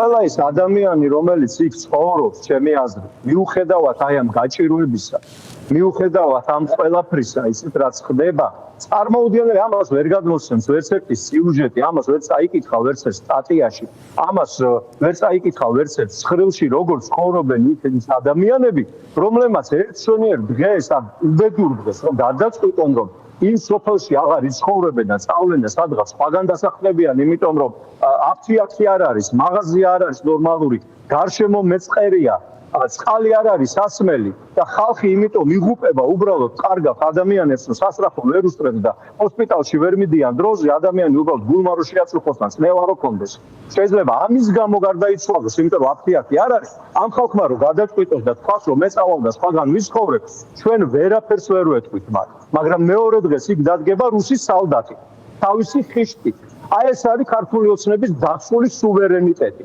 და ეს არის ქართული ოცნების ღირსების დაცვაზე რომ ლაპარაკობენ ხოლმე იმ რაღაცა $10,000 საათებში და იმეებში უზირფასი ჯიპებში ჩამსხდრები და იქიდან რაღაცა ეს მოძღვრავენ ხალხს ვინ არიან ეს ხალხი საერთოდ საიდან მოვიდა შედან იქ და რაღაცა ჭკუას არიგებენ ხალხს რომელმაც ისიც არის ის რომ ვეფხის ტყავოსანია ეს და ვიღაცა გაუნათლებელი უვიცი ადამიანი დასვეს პრეზიდენტად და ატარებენ თემ სოფლიოში რომ შეგვარცხინოს თელიერი ერთხელ მაინც აქვთ იქ ფეხი დადგმული ჩამოვიდნენ მათი რომელიმე ლიდერი საერთოდ კამერების გარეშე და მე და ის მივიდეთ აი იქ და ადგილობრივი თვითმმართველობა რამდენად არის ხო შეიძლება თვითმმართველობა აზია საერთოდ ლაპარაკი სახელმწიფო არ არსებობს არის შლაგბაუმი რომლის იქითაც სახელმწიფო არ არის არის სრული ვაკუუმი ბავშვებმა სკოლის მოსწავლეებმა გამომიგზავნეს ვიდეო შემიძლია ამ ეთერის მერე ჩაგიგდოთ და თუ გამოგადგება აუცილებლად როგორი წყალია იმიტომ რომ უწევს სხვა სკოლაში სიარული იმიტომ რომ იქ არა აქვს სკოლა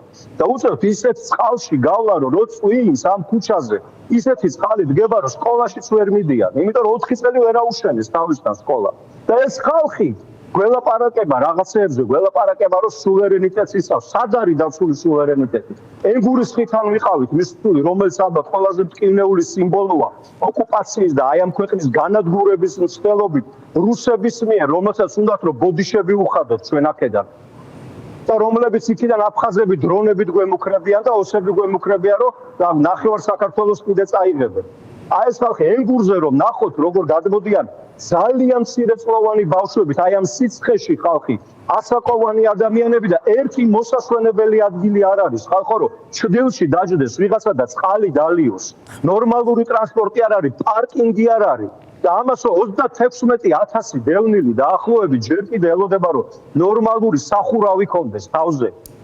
დინა კონდეს ნორმალური ღირსეული და 35 მილიონერი მარტო ოფიციალურად პარლამენტში უზის ქართულ ოცნებას.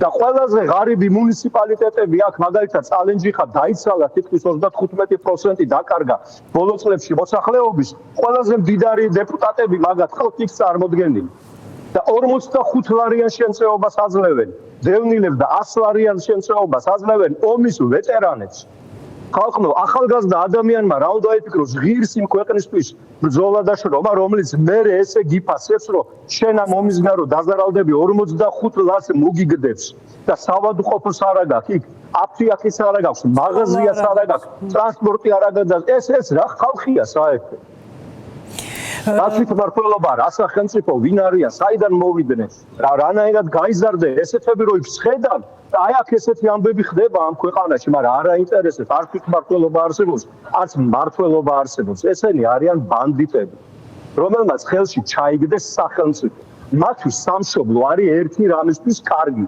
რომ გაძარცვონ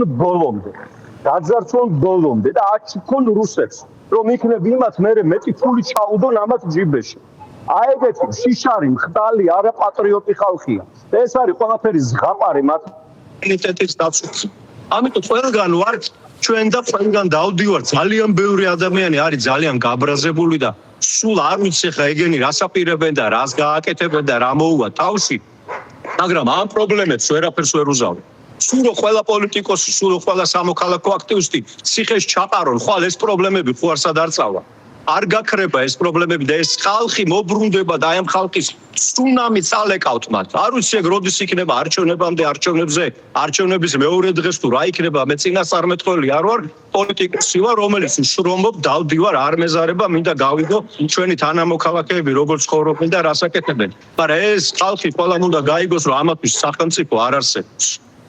ლევან, ძალიან დიდი მადლობა იმისთვის, რომ გამოყავით ჩვენთვის დრო, მე ვიცი, რომ თქვენ ძალიან ბევრს მოგზაურობთ, დადიხართ და ეცნობით ძალიან ბევრ ადამიანს და ეცნობით იმ პრობლემებს და ასეთი რისკის ფასად გიჯდებათ, თუნდაც საზღვრისპირა ტერიტორიებზე სიარული ეს ძალიან დიდ რისკს შეიცავს და ძალიან კარგია, როდესაც ადამიანები, რომლებიც აპირებენ პოლიტიკაში მოსვლას, ეცნობიან იმ პრობლემებს გაცილებით უფრო ახლოდან, ანუ ხართ ზუსტად იმ ადგილებში, სადაც ყველაზე მეტად ჩანს ჩვენი ქვეყნის სუსტი წერტილები. დიდი მადლობა ლევან. ზოგი იტალიაშია, ზოგი ახალ ქალაქში, ასე უპასუხეს ჩვენ მეგობარ მედიის სამხრეთის კარიბჭის ჯგუფს სამხრეთ საქართველოს ერთ-ერთ სოფელში, სადაც კი იკითხეს, სად არის ხალხიო, მაგრამ ამ მიწის დამუშავება სისხლის ფასი გვიჯდება, უპასუხა მეორემ. მოისმინეთ რა დარდი გაგვიზიარეს ასპინძის და ახალციხის სოფლებში დარჩენილებმა.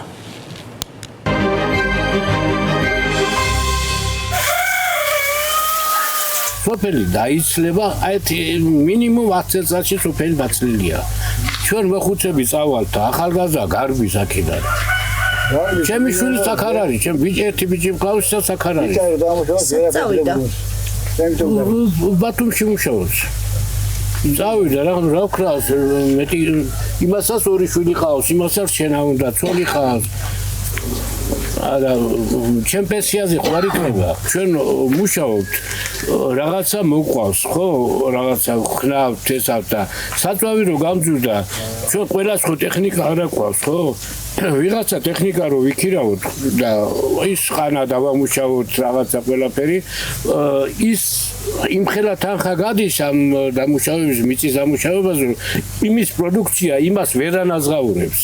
იმიტომ უკვე შევამცირეთ უკვე ის ხანები აღარ იქნება და აღარ ითესება იმდენად როგორც ადრე იყო საშუალებები და რაღაცები ეხლა აღარ არის უკვე გაუქმდა უკვე საბალახოზე გადავიდა ბალახთიბავთ და საქონელს ვაჭრებთ რატო იმხელა ხანები მოიხნეს და თოდა შაღავად ფასებში იყოს, საწვავიც იყოს რაღაცა და ჩვენც რაღაცა მოვისუნთქოთ. აი, წყარო ჩამოგიყვანონ და რაღაცა კიდე შეიძლება რომ ახალგაზრდა კიდე რაღაცას ახალისდეს და რაღაცა გააკეთოს და დარჩეს სოფელში. გვაძლევენ სესხსა და ის სესხი ვეღარ გადაუხდია თავის ცხოვრება. აი ეს უკვე იმის გამო უკვე ახალგაზრდა ვეღარ ჩერდება აქ რა. ამ ბოლო წლებში 90-იან წლების მე შემდეგ თანითან დაიქო. ხალხმა დაიქო, წავიდა და 60 კომი მეტი არა. ესეც მოხუცები. ახალგაზრდებს წავიდა კონსულტიდან. ვიცი რატო? იმიტომ რომ არანაირი შემოსავალი არ გვაქვს. არც არ გვაქვს. ბენზინი ძვირია. არანაირი დახმარება ჩვენ არ გვეწევა არანაირი. თოთა რა ჩავათებელი იყოს, აი წყალი ჩამოიყვანა და ის კანი გაფერა. საწოლი გაიფონ, ახალგაზრდა გაჩერდება. აღარ გაიქცევა. რახან ჩვენ ახალგაზრდა რა გასაშუალო რაღაცა. სიგარეტს ვეკვიდოთ რა სიგარეტს. იძულებელია წავიდე სადღაც. ანახალციხეში ან თბილისში ან სადღაც იმის უწრო 2 კაპიკი აიღოს. მაგის რული გაიცალა სოფელი. ბლეხობა იძულებული ხდებით გაიგერო არ დავამუშაოთ და რა უნდა ვჭამო. აი გარი ახალგაზრდობამ რატო უნდა დატოვოს გაიგე სოფელი და თავისი კუთხე არა კმაყოფილი არ არიან გაიგე შემოსავალი არ არის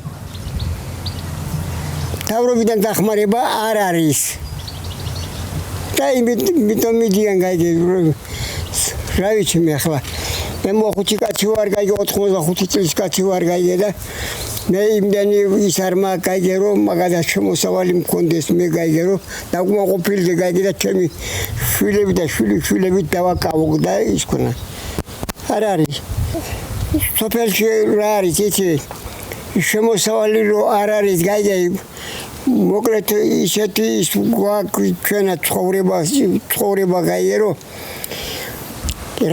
რაც გვაქვს პირადობა ისა მიწის ნაკვეთი გაიგე ამის დამუშავებაზე იმაზე ესე იგი სისხლი ფასი გვიგდება. ძირითადად გენაცვალებიან თბილისში გასულები. ქალაქი შორს რო არის ჩვენთან.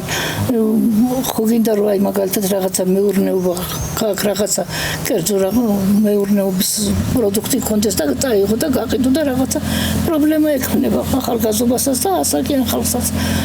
ტრანსპორტის მხრივ რო არ არის ტრანსპორტი სპეციალური დანიშნულება ავტობუსი რო თქვათ არ არის და ახლა ყველა სხვა ყოლება მანქანა და რო იყოს რაღაცა ისეთი სამუშაოები ახალგაზრდობაც არ გავა მაგრამ რო არ არის ვერც მუშავარხოველი იქნება ხო უნდა ცხოვრება და არსებობა ადამიანს ახალგაზრდობა თითქმის ვინც ამთავრებს საშუალო სკოლას და მიდის ყველა იქ არის დასაქმებული დიდ ქალაქებში და რა ვიცი აღარ ბრუნდებიან უფრო დასაქმების კუთხით რა თუ თავიანთი შემოსავალი ქონდეთ ფასები არის ძალიან შეუსაბამო მაღალი ფასებია საწვავის ფასი სოფელში რო ცხოვრობა აუცილებლად ან მიწათმოქმედებას უნდა მიიღო ხელი ან მესაქონლეობას უნდა მიყვე და ეს არის დიდ ხარჯებთან დაკავშირებული საქონელის გამოყვება უნდა საკმაოდ მკაცრი ზამთარი გვაქვს საზოგადოებრივი ტრანსპორტი არა გვაქვს ეს ძალიან ადამიანს უკან ხევს და ხელს გვიშლის რაღაცა მოსავალს რომ მოიყვან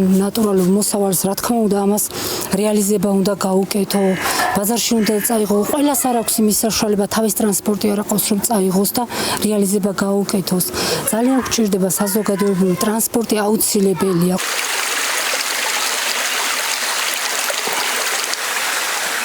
ისინი აღარ დაბრუნდებიან უკან აღარ მოვლენ აქ დავრჩით მოხუცების შესულები ეს სამედიცინო პუნქტი არ გვაქვს არც სკოლა აღარ გვაქვს ბავშვები ანდრიაწმინდაში დადიან რამდენიმე ბავშვია ისიც დარჩენილი და იქ დადიან სკოლაში თავშეყრის ადგილი არ გვაქვს უბრალოდ ბიბლიოთეკა აღარ ფუნქციონირებს სკოლას გადააბარეს ისა და სკოლამაც ფუნქციონირება რო შეწყვეტა ბიბლიოთეკაშიც ვეღარ შევდივართ სამუშაო ადგილები არ არის არაფერი არ არის რა ქნას ახალგაზრდა რით ირჩინოს თავი ამიტომ ზოგი იტალიაშია წასული ზოგი ახალქალაქშია წასული ზოგი რა ვიცი ამერიკაში და იქით ხო და რა უნდა გაკეთდეს სამუშაო ადგილები უნდა იყოს ზამთარი მოდის და ტრანსპორტი აღარ არის ხოლმე ხელშეწყობა არ არის არაფერი არ არის ახალგაზრდები რო არ არიან ერთი რო წავიდა მეორეც მიყვა წავიდა არაფერი გასახანი არ არის არაფერი არ არის და აი სად იმუშაოს ახალგაზრდა რითი ირჩინოს თავი რითი გავიდეს ეს ჩაკეტილობა არავის არ უნდა მიდიან იმიტომ ახალციხეში არიან სულ ყველა ჩემი ბავშვები ზოგი მასწავლებელია ზოგი ექთანია ზოგი ისა და მუშაობს შვილიშვილებიც იქ სწავლობენ სკოლა იყო მაგრამ მომდევნო თაობა ეს ახალგაზრდობა და პატარა არავინ აღარ დარჩა და დაიკეტა აბა არ არის და მეზობელ ვინც დარჩა მეზობელ სოფელში დადია ზამთარს ავტობუსი არ მოდის ზამთარს უჩაკეტილებაში ვართ გვიჭირს მართლა ცხოვრება გვიჭირს აი მაგალითად არაფერი არც სამუშაო არც არაფერი არის აი რა უნდა აკეთონ აქ არსებობა ხო უნდათ არაფერი არ გვაბადია ერთი ყანა მაქვს იმ ყანას დავთესა და იმ ყანაშიც რა ისეთი უნდა მოვიყვანო რომ მე მაგალით თელი სამი შვილი მყავს და იგი შევინახო ავტობუსი იყოს რომ იარონ ქალაქში და იმუშაო არ ვიზახით რომ აქ სამსახური რა უნდა იყოს არაფერი მაგრამ პასტანი რო გზა გქონდეს რომ იარონ და წავიდნენ და მოვიდნენ ძნელია აქ ცხოვრება შვილო ძალიან ძნელია ცხოვრება გაგიჭირდება და არ არის ისა დახმარება არაფერი არა ამხნი ქალი ვარ ავადმყოფი ქალი გულით ავადმყოფი ვარ ყველანაირი დავადება მაგა ჩემთუნ არავის ერთი კაპეკიანი დახმარება არ მოუწია ბრუნდებით ეთერში. ახლა გვინდა იმაზე დავილაპარაკოთ ყველამ, წარმოადგინოთ თქვენი ხედვა, როგორ ფიქრობთ ამ პრობლემის მოგვარებას, თქვენი პარტიებიდან გამომდინარე, რას მსჯელობთ, რა გამოსავალს ხედავთ, ამ მართლა ძალიან მძიმე სურათში. თუმცა მე მაინც ერთ პატარა ჩანართს წავიკითხავ, სოფლიოში ურბანიზაციის ტემპი ძალიან მკვეთრად ჩქარდება, ოთო. ევროპის განვითარებული ქვეყნებისთვისაც უცხო არ არის სოფლების დაცლა და სხვათა შორის გაეროს და მსოფლიო ბანკის მონაცემებით დღეს პლანეტის მოსახლეობის 55%-ზე მეტი ქალაქებში ცხოვრობს, 2050 წლისთვის ვარაუდობენ, რომ 70 იცხოვრებს. თუმცა მაინც არსებობს ევროპაში და სხვადასხვა ქვეყნებში მათ შორის სპეციალური პროგრამები, რომლებიც ადამიანების დამაგრებას უწყობენ ხელს და სტიმულირებას სახდენენ, თქვათ, რომ ადამიანები დამაგრდნენ სოფლებში, მეცაც გეტყვით, ქალაქიდანაც კი გადავიდნენ და ტექნოლოგიის განვითარების, თქვათ, კვალდაკვალ იმუშაონ თუნდაც იქიდან, იმიტომ რომ თუ ამის საშუალება ადამიანს აქვს, რატომაც არა. მე თავად ყველანი ვართ ნამყოფი, ძალიან ბევრ ქვეყანაში დარწმუნებული ვარ და ყოველთვის აი ქალაქსა და სოფელს შორის ესეთი დრამატული განსხვავება თითქმის არსაც შემხედრია. ოთო, აი თქვენ რას გააკეთებდით პირველ რიგში იმისთვის, რომ ეს სურათი შეიცვალოს? ესე იგი, პირველ რიგში მე მინდა ვისაუბრო იმ შესაძლებლობაზე, რაც ქართულმა ოცნებამ ძალით რუსეთის დავალებით და რუსული ინტერესის გატარების გამო ამ ქვეყანას გააშვებინა ხელიდან. ეს არის ანაკლიის მარწყვლოვანი პორტის მშენებლობა, რომელიც შესაძლებლობას მიცემდა ამ ქვეყანაში შემოსულიყო უდიდესი ინვესტიციები, კი ბატონო, დასაქმებულიყო 10,000-ობით ადამიანი, სამუშაო ადგილები შექმნილიყო. გარდა ამ ეკონომიკური კუთხით ეს პროექტი ასევე მოიცავს უსაფრთხოების მნიშვნელოვან კომპონენტს, როდესაც ამ ტიპის ინვესტიციები შემოდის, ამ ტიპის მნიშვნელობის სპორტი შექმნა. ისე როგორც ბრიტის პეტროლიუმის რა თქმა უნდა, ამასთან მოყვება ის უსაფრთხოება, რომელიც ჩვენი საერთაშორისო უსაფრთხოება, რომელიც ჩვენი ქვეყნისთვის უმნიშვნელოვანესი იქნებოდა და არ უნდა დაგვავიწყდეს, თუ სად მდებარეობს ასევე ეს სპორტი და რა მნიშვნელობის იქნებოდა დეოკუპაციის პოლიტიკის კუთხით, როდესაც მსგავსი პროექტი ხორციელდება საოკუპაციო ხაზიდან თითქმის 50 კილომეტრის მოშორებით. მაგრამ ქართულმა ოცნებამ ეს რუსული დავალებით ჩააგდო და ჩვენ რამოდენიმე დღის წინ მე-17 განცხადება ვიხილეთ იმის შესახებ, რომ თურმე ანაკლიის სპორტი ახლა ახალი მოდელით უნდა აშენდეს. 17 განცხადება შეგვიძლია მოვიძიოთ ჩვენ ბოლო 5 წლის განმავლობაში. ირაკლი ღარიბაშვილი, რომელიც უკვე პატიმარიას ჯერ ის გვირდებოდა, რომ 2023 წელს აშენდებოდა 24-ში, შემდეგ ირაკლი კობახიძე გვირდება, ახლა მარიამ ქრივიშვილიც ჩაერთო, ტექსტსაც არ ცვლიან ამ დაპირებას. თვითონ ავაშენებთ. სხვათა შორის ეს შეცვლით და ვთქვათ, აი რეგიონის ცხოვრებას, სოფლების ცხოვრებას, აი ეს რამდენად იქნებოდა საინტერესო. ერთ-ერთი უმნიშვნელოვანესი კომპონენტი იმ ფონზე და იმ გეოპოლიტიკური მოვლენების ფონზე, რაც ჩვენთვის უკვე კარგად ცნობილია, იმ ჩრდილოეთის გზა, რომელიც რუსეთზე გადის და სამხრეთის გზა, რომელიც ჩვენს მეზობელ ქვედა სამხედროების რეგიონში გადის, ამ გზის შეფერხებების გამო თუ რამხელა ტვირთგამტარენობის უნარი შეეძლებოდა ქონოდა ამ ქვეყანას და იმ ტრამპის გზა, რომელიც ახლა აქტუალურია და ჩვენ სწორედ ამიტომ აღარ უნდა გავუშვათ ეს შესაძლებლობა და ანაკლიის სპორტი უნდა აშენდეს ამ ქვეყნის უკეთესი მომავლისთვის.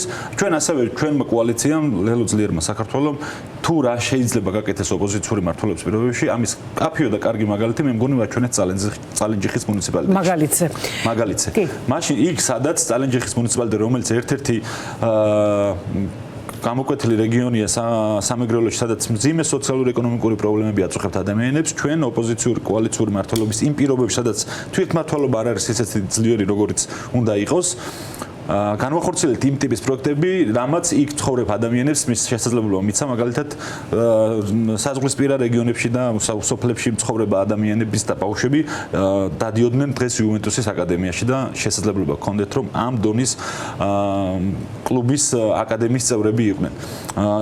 რეინვენტი, ბოდიში ის პროექტები, მაგალითად ნიკო კვარაცხელიას სახელობის IT სკოლა, რომელიც სადაც დღეს ახალგაზრდებს შეუძლიათ მომავლის პროფესიას დაეუფლონ იმ რეგიონში მცხოვრებ ახალგაზრდებს და უამრავი სხვა პროექტი. სანამ ეს პროექტები განხორციელდებოდა, წალენჯიხის მუნიციპალიტეტში დაახლოებით რამოდენიმე ტიპის სასტუმრო იყო. და დღეს უკვე ათეულობით სამწუხაროდ ეს ამბავი, რომელიც კარგად მიდიოდა, რა თქმა უნდა, შეაფერხა იმან, რომ 2025 წლის არჩევნების ბოიკოტმა დღეს მივიღეთ ის, რომ ქართული ოცნება ზარქუების წალენჯიხა ზარქუების და მისი აი დამაინტერესებს ის ეს მოდელი თავისთავად წალენჯიხაში რაც მოხდა ნამდვილად ძალიან კარგი იყო ყველაფერი, იმიტომ რომ ფაქტი იყო რომ გამოცოცხლდა წალენჯიხა როგორც ვთქვათ ერთი კონკრეტული ადგილი, მაგრამ რამდენად შეიძლებოდა ეს როგორც მოდელი ისე გამოგვეყენებინა, ნუ თავისთავად ცხადია მთელი სამეგრელოსთვის ეს ვერ იქნებოდა საკმარისი, რამდენად შეიძლებოდა ეს მოდელი გამეორებულიყო სხვაგან და იმუშავებდა თუ არა ეს ყველგან, თუ ყველაფერს მაინც თავისებური მიდგომა ჭირდება. რა თქმა უნდა, რეგიონის სხვადასხვა სპეციფიკა აქვს, ყველაფერს ინდივიდუალური მიდგომა ჭირდება და ეს უბრალოდ ერთი კონკრეტული მაგალითია, რაც ჩვენ შევძელით გაგვეკეთებინა ოპოზიციიდან, როდესაც მაშინ 2000 ის თვითმმართველობის არჩევნები მოიგო გია ხარჩილოვამ და მაშინ წალენჯიხელებმა უარი უთხრეს ქართულ ოცნებას.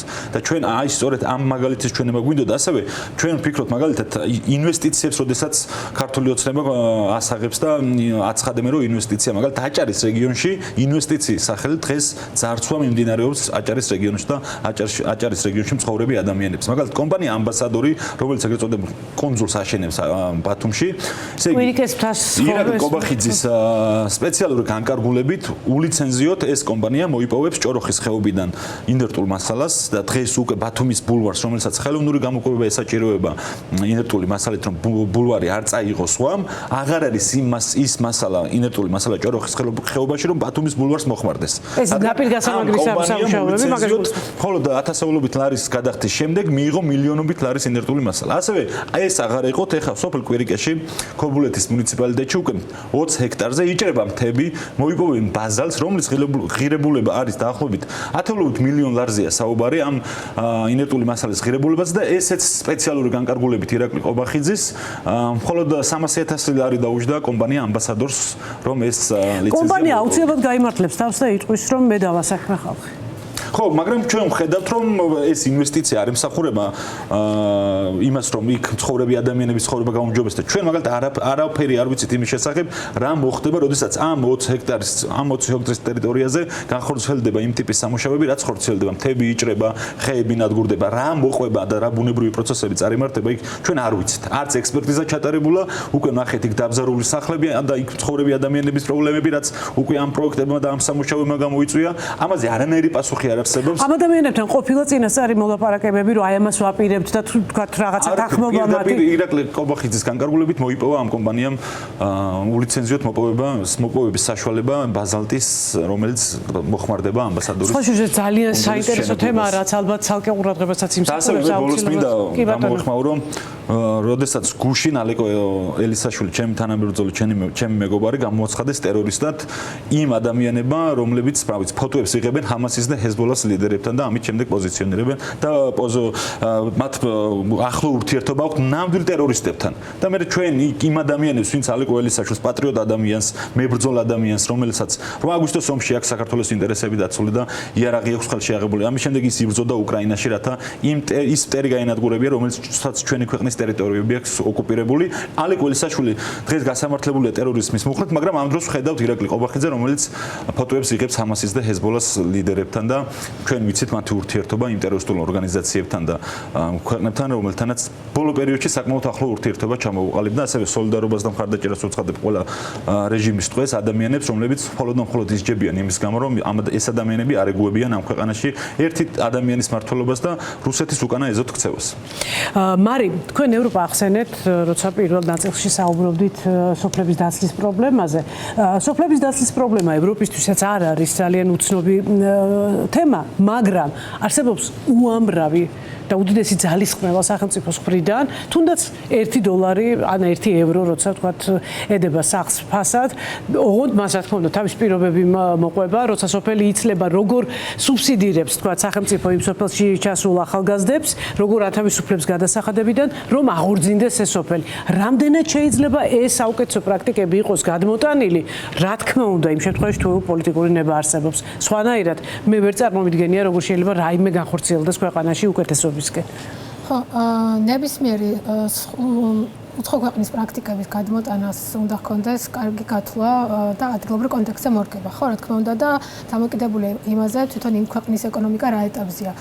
იქიდან გამომდინარე ჩვენი ეკონომიკა ახლა რა ეტაპზე არის და ძალიან პრიმიტიულ ეტაპზეა მე ესე ვიტყოდი, იმიტომ რომ ჩვენი ეკონომიკა ესე იგი ციფრებში ვითარდება, ციფრებში გვაქვს ზრდა, მაგრამ ეს ციფრები არ ჩამოედინება ქვემოთ ასკო და მოსახლეობის ყოველდღიურ ცხოვრებაზე არ აისახება, ხო? ზრდა გვაქვს საიდან გამომდინარე? გვაქვს სპეკულაციური ეკონომიკის სპეკულაციური სექტორების განვითარებით. ეს არის სათამაშო ბიზნესი, ფინანსური სექტორი, IT სექტორი, ისეთი სექტორები, რომლებიც სწრაფად ვითარდება, მაგრამ ქვეყნის ბიუჯეტში და ეკონომიკურ განვითარებაში წვლილი არ შეაქვს. ასევე ძალიან დიდი მნიშვნელობა აქვს ჩვენ როგორი საგადასახადო სისტემა გვაქვს, ხო? ეხლა მაგალითად ანაკლიის პორტი ახსენეთ, ხო? ეს ანაკლიის პორტის ნებისმიერი ესეთი მსხვილი ინფრასტრუქტურული პროექტი, რომელიც დაიგეგმება ქვეყანაში, უნდა მოხდეს ერთი დიდი პოლიტ-ეკონომიური ხედვის ნაწილი უნდა იყოს. ეს დიდი პოლიტ-ეკონომიური ხედვა გულისხმობს რას, რომ შენ როგორი სახელმწიფოს აშენება გინდა, ხო? და ესე იგი წარმოების განვითარება გინდა შენ თუ უბრალოდ უცხოური ინვესტიციების მოზიდვა და კერძო ბიზნესის განვითარება. დასაწყისში ვთქვი, რომ ჩვენ ერთი ლოგიკით მივდივართ, ხო? უცხოური ინვესტიციები, ბიზნესის ინტერესების დაცვა და ბიზნესის განვითარება. ხედავთ ამის შედეგს, სადამდე მოიყვანა ქვეყანა ამ სისტემამ. ჩვენ როდესაც საუბრობთ ავტორიტარიზმზე და ჩვენი მოძრაობა ყოველთვის ამბობს ხოლმე ამას, რომ ავტორიტარიზმი ეს რომელიც ახლა ესეთი შიშველი და ესეთი ბრუტალური გახდა, რომელსაც ჩვენ ვუყურებთ, ხო, ყოველდღიურობაში, ეს გუშინ არ დაწყებულა და არც თბილისიდან არ დაწყებულა. ეს დაიწყო ძალიან დიდი ხნის წინ რეგიონებიდან დაიწყო. და მაგალითად, მე ხლა მახსენდება, მაშინ სტუდენტი ვიყავი, მაგრამ 2013-14 წლებში კაზრეთში იყო გაფიცვა მუშების, ღირსეულ სამუშაო პირობებს ითხოვდნენ. მაშინ სამწუხაროდ არ აქცევდა საზოგადოება ესეთ რაღაცებს ყურადღებას და იქ ისე მოხდა იმ გაფიცვის მიჩქმალვა და იმ ხალხის დაშინება, რომ დღეს რო იქ ჩახვიდეთ, საერთოდ თქვენთან დალაპარაკებისაც კი შეეშინდებათ, რო არ დაინახონ, რომ თქვენ გალაპარაკებიან. ისეთი სიტუაცია არის. თითოეულ ადამიანი მხოლოდ ჭიათურაში რა ხდება, ხო, ეს რატომაც ჭიათურა გონიათ ხოლმე, რომ მემარცხენეების აკვიატება. ჭიათურა არის ყველაზე ნათელი მაგალითი იმისი, როგორ ქვეყანაში ვცხოვრობთ. და როგორში შეიძლებოდა გვეცხოვრა სხვა სიტუაციაში. რეგიონი, რომელიც მდიდარი არის რესურსით, არის ერთ-ერთი ყველაზე ხატაკი რეგიონი. იცლება მოსახლეობისგან, ონკოლოგიური დაავადებები არის და ადამიანები, რომლებიც ელემენტარულ სითხოვდნენ, ღირსეულ სამუშაო პირობებს სითხოვდნენ, იმთხოვდნენ იმას, რომ ჩვენ რომ ამ დოვლათს ვაწარმოებთ, ეს რესურსი, ბუნებრივი რესურსით გადის ამ ჩვენი რეგიონიდან და ჩვენ გაპარტახებული ბუნებისმეტი არაფერი არ გრჩება. ქალაქს რაღაც მაინც ხონდა დარჩეს, რეგიონს რაღაც ხონდა დარჩეს, რაღაცა ფონდი შეიქმნას, რაღაცა საგადასახადო სისტემა შეიცვალოს, რომ აქ რეგიონში რაღაცა დარჩეს. და დღეს 4 ადამიანი დაკავებული არის ჭიათურელი მაღაროელები და ისე რა ქვია, ასევე ბოდიში სახელი დამავიწყდა, უბრალოდ ახლა ავნერვიულდი ცოტა. ანუ ეს ადამიანები, ესე იგი, ასეთი რაღაცები საქართველოში დიდი ხანია ხდებოდა, გუშინ არ დაწყებულა და სამწუხაროდ ამას არ ექცეოდა ყურადღება. ბალტის კანიონის მიტაცება ასევე გუშინ არ დაწყებულა. ანუ ეს ავტორიტარული რეჟიმი რეგიონებიდან დაიწყო და ნელ-ნელა ასე ვთქვათ, ეს საცეძებმა ჩვენამდეც მოაღწია. როცა საუბრობთ ესე იგი ამ ავტორიტარულ სისტემაზე და ხშირად ხდება ხოლმე იმის საუბარი, რომ ეს არის კორუფცია.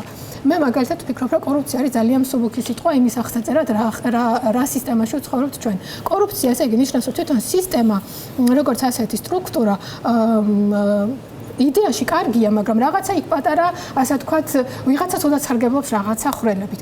ამ დროს ეს კორუფცია არ არის, ეს არის სისტემა, ეს სისტემა ესე მუშაობს.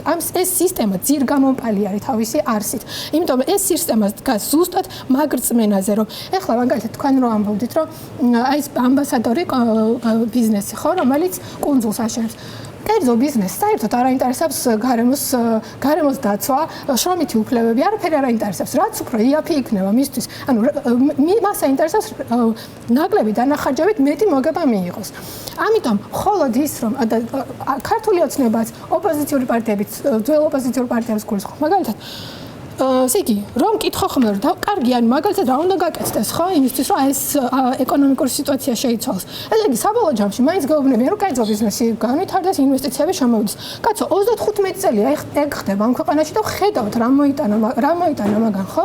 როცა იყო საუბარი იმაზე, რომ დავუშვათ პროფკავშირების მიტაცება რომ მოხდა, ხო? ყვითელ პროფკავშირებად რო იქცა ცენტრალური პროფკავშირი და ესე იგი, შრომელების უფლებების დაცვის ნაცვლად ცემს მათ, ხო? და როცა იყო საუბარი იმაზე, რატო გჭირდება პროფკავშირი, რომ მაგალითად მე მიხდო საზოგადოება 2024 წლის აქციები როცა იყო, ხო? და ესე იგი, მათ გამოჩნდა, რომ თურმე რა მნიშვნელობა ქონია პროფკავშირებს და კოლექტიურ ორგანიზებას, რომ ჩვენ რო გქონოდა კარგად განვითარებული პროფკავშირული სისტემა ქვეყანაში, დამოუკიდებელი პროფკავშირები რო გქონოდა, ამ სიტუაციამდე ასეთ ჩიხამდე შეიძლება არ მისულიყავით, იმიტომ რომ ხალხი გაიფიცებოდა, ჩვენ გქონოდა სოლიდარული გაფიცვა, ხო? საკანონმდებლო დონეზე უზრუნველყოფილი და სოლიდარული გაფიცვის უფლება რო გქონდათ შრომელებს, სოლიდარულად გაიფიცებოდა სხვადასხვა დარგის წარმომადგენლები. ის ერთჯერადი მარშები კი არ მოეწყობოდა რაღაცა მენეჯერების, IT სფეროში დასაქმებულების ასე შემდეგ. ანუ პროფკავშირულ დონეზე ქვეყნის მასშტაბით სოლიდარული გაფიცვები მოეწყობოდა და სისტემა შევიდოდა ჩიხში და გაჩერდებოდა და ასეთ თუმცა ერთი რამ უნდა შეგეწინააღმდეგოთ ერთ რაღაცაში. აბსოლუტურად მესმის თქვენ რასაც ამბობთ, უბრალოდ თავისთავად ცხადია, კერძო ბიზნესაც აქვს, რა თქმა უნდა, თავის საქმის კეთების უფლება და ამაზე დგას სახელმწიფოები თავისთავად ცხადია, ოღონდ არის გაწერილი ვადები, შესრულების პირობები, ოპერირების პირობები, რაც უნდა იყოს დაცული თავისთავად ცხადია და არ ამაშია საქმე. ანუ აქ არის კონტროლის პრობლემა და ასე შემდეგ. ზუსტად ამაზეა. როდესაც ინტერესები ერთიანდება კერძო მესაკუთრისა და ვთქვათ სახელმწიფოსი და იქ არანაირი კონტროლი აღარ ხდება და ეს არის ფაქტიურად ერთი გამკეთებელიც და გამკონტროლებელიც, თავისთავად ცხადია, მახინჯ ფორმას იღებს ეს თორე თავისთავად. ხილი კერძო ბიზნესების მფლობელები არიან დეპუტატები, ქართული ოცნების. აი ეგ სხვა საკითხია. რომელსაც აფინანსებდა ქართულს, რომელსაც აფინანსებდა მაგალითად თემურ კოხოძე, რომელიც არის ადგილობრივი ფეოდალი საირმეში, ჩვენ საირმეში შარშან არაერთხელ ვიყავით ჩასულები, იქ იყვნენ ადგილობრივი მოსახლეობა, აქციებს აწყობდნენ ყოველკვირეულად, იმიტომ რომ ესე იგი ამ თემურ კოხოძეს 1000 ლარად სიმბოლურად გადაეცა რამდენიმე ათასობით ჰექტარი ტყე საირმეში, რომ იქ თავისი სასტუმრო აქვს და კიდევ უფრო განავითაროს თავისი კერძო ბიზნესი. ის ხალხი, ვინც ამას აპროტესტებდა, იმ ხალხის წინააღმდეგ ადგილობრივ მუნიციპალიტეტში დაიბარეს ჯერ გამოკითხებზე მერე, გაჭრეკებზე მერე სისხლის სამართლის საქმე აღწევს და ისეთი ჩახლართული საქმეები არის, რომ იმისთვის რომ დააშინონ ეს ხალხი. წეგან რომ ამბობდი, რომ ეს ყველა რეგიონში ჩვენ ცუდსადმე რაიმე პროტესტის მცდელობა მაინც ყოფილა, ყველგან არის ერთი და იგივე სქემით ხდება ამ პროტესტების ჩაკვა და ამ ხალხის გაჩუმება. ეხლა დასრულდა ძალიან სწრაფად ვასილთან გადავიდე ხო? რა არის გამოსავალი, ხო? პირველ რიგში პოლიტიკური ძალაუფლების დეცენტრალიზაცია და ამ ხრივ ჩვენ მაგალითად ჩვენი პოლიტიკური ანუ თვითმმართველობის სრულად გათავისუფლება და მიეცეს საშუალება მუშაობის სისტემის და ცენტრალური ხელისუფლების სრულებით ახლებურად მოწყობა. მე ახლა ამის გაშლის საშუალება სამწუხაროდ არ მომეცამა, მაგრამ იმედია სხვა გადაცემებში კი ბატონო, ამის გაშლის საშუალება აუცილებლად იქნება. და მოხდეს კონკრეტულად ის ძალაუფლების გადანაწილება და დეცენტრალიზაცია, რომ ადგილობრივ სოფლის სოფელში ცხოვრობს ადამიანი, აწარმოებს იქ რაღაცას, ცხოვრობს ოჯახით, იმას აზრი მოეკითხებოდეს, არა მხოლოდ აზრი მოეკითხებოდეს, არამედ მონაწილეობდეს თავისი სოფლის, თემის, რაიონის განვითარებაში. ეს როგორ უნდა მოხდეს? აი ამ ყველაფრის გაწერა ხდება ჩვენ პოლიტიკურ პროგრამაში.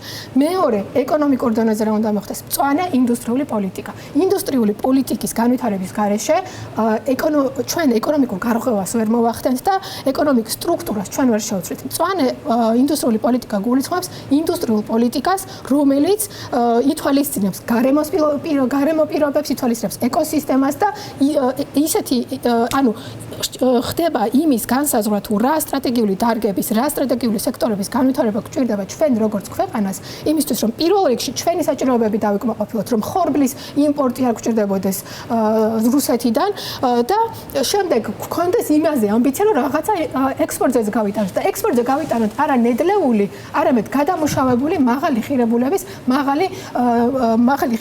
მაღალტექნოლოგიური პროდუქტი, რასაც რეალურად მოაქვს ეკონომიკური განვითარება. აი ზუსტად ახლა რეალური ეკონომიკური აი მანდ მივდივარ ზუსტად. სხვათა შორის ჩემთვის არის სამაგალითო, როდესაც სიტყვაზე ავსტრიაში ან შვეიცარიაში სადაც ჰესი შენდება ზუსტად ყოველთვე მოგების ან შემოსავლის რაღაცა ნაწილი მიდის კონკრეტულად ადგილობრივ მოსახლესთან.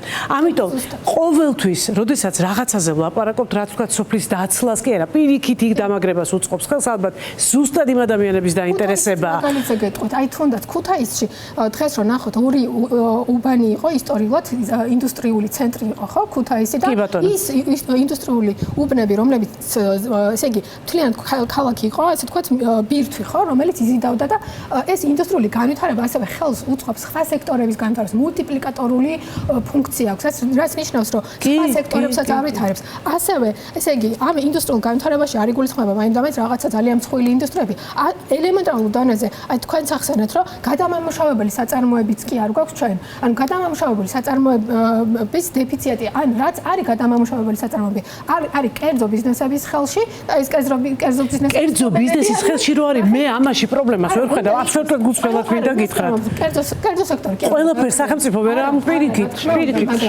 რაღაც დონეზე, ანუ მაგალითად ახლა რძის პროდუქტებში არის მონოპოლიური კომპანია, რომელიც ეკუთვნის სამწუხაროდ გვარი დამოუსვლა, მაგრამ ოსნებასთან დაახლოებულ ბიზნესმენებს. აი კლინტიანის რძის საქმე რო იყო შარშანთო. ნუ ეს ხალხი სხვა დროს სხვასთან იყო დაახლოებული. სტანდარტები მცირე და საშუალო ბიზნესის განვითარება ასევე. კი ბატონო, მესმის რასაც ამბობთ, ანუ ბიზნესმა რა თქმა უნდა აბსოლუტურად გეთანხმება. იმისთვის სახელმწიფო განვითარდება ბიზნესმა უნდა იმუშაოს, ოღონდ თავისთავად ცხადია, იქ უნდა იყოს თამაშის ძალიან განსაზღვრული და ძალიან სწორი წესები და ეს ინტერესების გაერთიანება რა თქმა უნდა. მუნიციპალურ დონეზე, სახელმწიფო დონეზე უნდა მოხდეს ამის დაგეგმარება და ამ სახელმწიფო როლის გაზრდაში არ იგულისხმება მაინდამაინც ყველაფრის ნაციონალიზაცია. არამედ არსებობს სახელმწიფო და კერძო სექტორის თანამშრომლობის სხვადასხვა მოდელები. რა თქმა უნდა. ესე იგი საწარმოო დემოკრატიის სხვადასხვა მოდელების. საწარმოო დემოკრატია ნიშნავს, რომ შენ როდესაც მუშაობ რაღაც გადამამუშავებელ საწარმოოში, თუნდაც შენ იქ იმ საწარმოს ესე იგი მართლობაშიც იღებ და მონაწილეობას და იმ დოლათის გადანაწილებაშიც გეთქმოდეს სიტყვა. ანუ ამის სხვადასხვა მოდელები არსებობს. ანუ არც ესე იგი არც იმას ვემხრობთ ჩვენ რა თქმა უნდა, რომ ყველაფრის ნაციონალიზაცია მოხდეს. ეს არ უნდა მოხდეს, რა თქმა უნდა, მაგრამ არც ყველაფერი უნდა იყოს განკერძოებული. ის რაც იქნება კერძო უნდა ერთი რომ სტანდარტები დაიცვას, მეორე რომ პროგრესული საგადასახადო სისტემით დაიბეგროს, რომ იმ კერძო ბიზნესის აი ეგ იქნება ძალიან დიდი კამათის საგანი პროგრესული გადასახადები გამძლეობა. კომპლექსური არის, ანუ ყველაფერს ალბათ ყველა ქვეყნისთვის რაღაცა საუკეთესო მოდელი არსებობს და არ არსებობს ერთი კონკრეტული პრაქტიკა, რომელიც ყველა ქვეყანაში ერთნაირად იმუშავებს, თუმცა რა იქნებოდა ჩვენთვის საუკეთესო, ამაზე დებატებში სიამოვნებით კიდევ ერთხელ მოგიწევდით, იმიტომ რომ მართლა ძალიან საინტერესოა რა იმუშავებდა თქვა საქართველოში ყველაზე კარგად. თქვენ რას ფიქრობთ, ვასილ, როგორც უკვე ჯერ საქართველოს წარმომადგენელი, რა იქნებოდა საუკეთესო მოდელი, რომელიც სოფლების დაცლას ხელს შეუშლიდა, კი არა პირიქით განავითარებდა ქვეყანას და ყველაზე მეტად განავითარებდა რეგიონებს. ნინო შენახსენე შვეიცარიაში დღეს აქვს პრობლემა სოფლად ცხოვრებ მოქალაქეებს, ისინი უჩივიან, რომ ქალაქიდან მიგრაცია ხდება მოქალაქეების და სოფელში ცხოვრება ბევრად უფრო გააქტიურდა და ისეთი მშვიდი აღარ არის, როგორიც აქამდე იყო. ეს არის იმის დამსახურება, რომ შვეიცარიაში აზროვნებენ და მოაზროვნე სახელმწიფოს მიაღწიეს. ჯერ საქართველო არის მემარჯვენე ცენტრისტული მიმართულების პოლიტიკური პარტია და ჩვენი გაცხადებული მიზანი არის, რომ მივაღწიოთ მოაზროვნე სახელმწიფოს. მოაზროვნე სახელმწიფოს, რომელიც დგას ძლიერ ინსტიტუტებზე, სადაც გაზომვადი და დათვლადი არის წინასწარ ვიდრე ნაბიჯები გადაიდგება კონკრეტული რეფორმების განხორციელება. ჩვენ უკვე გვქონდა შეხვედრა ჩვენს პარტნიორ სახელმწიფოებთან, სადაც სოფლის მეურნეობა საკმაოდ განვითარებული არის და ჩვენ შევთანხმდით იმაზე, რომ ვითანამშრომლებთ საუკეთესო პრაქტიკების გაცვლაზე და დავაორგანიზებთ ისეთ შეხვედრებს და სამუშაო ფორმატებს, სადაც იქნება სწორად იმაზე ლაპარაკი, როგორ შეგვიძლია ჩვენ გავაუმჯობესოთ ვითარება სახელმწიფოში, სადაც მოსახლეობის ნახევარი დასაქმებული არის სოფლის მეურნეობაში, თუმცა მათ მიერ შექმნილი დოვლათი, საერთო დოვლათის მხოლოდ და მხოლოდ 5%-ს შეადგენს. ამ ვითარების გამოსწორება შესაძლებელია. მთავარი და უპირველესი არის ის, რომ ჩვენ უნდა დავიბრუნოთ პირველ რიგში თანასაკუთრება ჩვენს ქვეყანაზე. შემდეგ კი ბატონო, ყველაფერზე შეგვიძლია ვილაპარაკოთ, განვიხილოთ სხვადასხვა მიმართულებები. თუმცა მთავარი არის დავნერგოთ ასევე პოლიტიკის კეთების ახალი სტანდარტი. ეს სტანდარტი და პოლიტიკა ახალი, რომელიც ჯერ საქართველოს უნდა შეიძლება იყოს ბევრისთვის მოსაწყენი, იმიტომ რომ ეს არის ნაკლებად ემოციური პოლიტიკა, უფრო რუტინული და უფრო შრომაზე ორიენტირებული. როდესაც ჩვენ ვლაპარაკობთ ესე სტრატეგიულ დარგებზე, აქ არის შრომა. ეს არის შრომა, განათლება, კეთილსინდისიერება, ანგარიშვალდებულება, გამჭირვალობა, ღიაობა. ესე ჩვენ შევძლებთ შედეგის მიღწევას.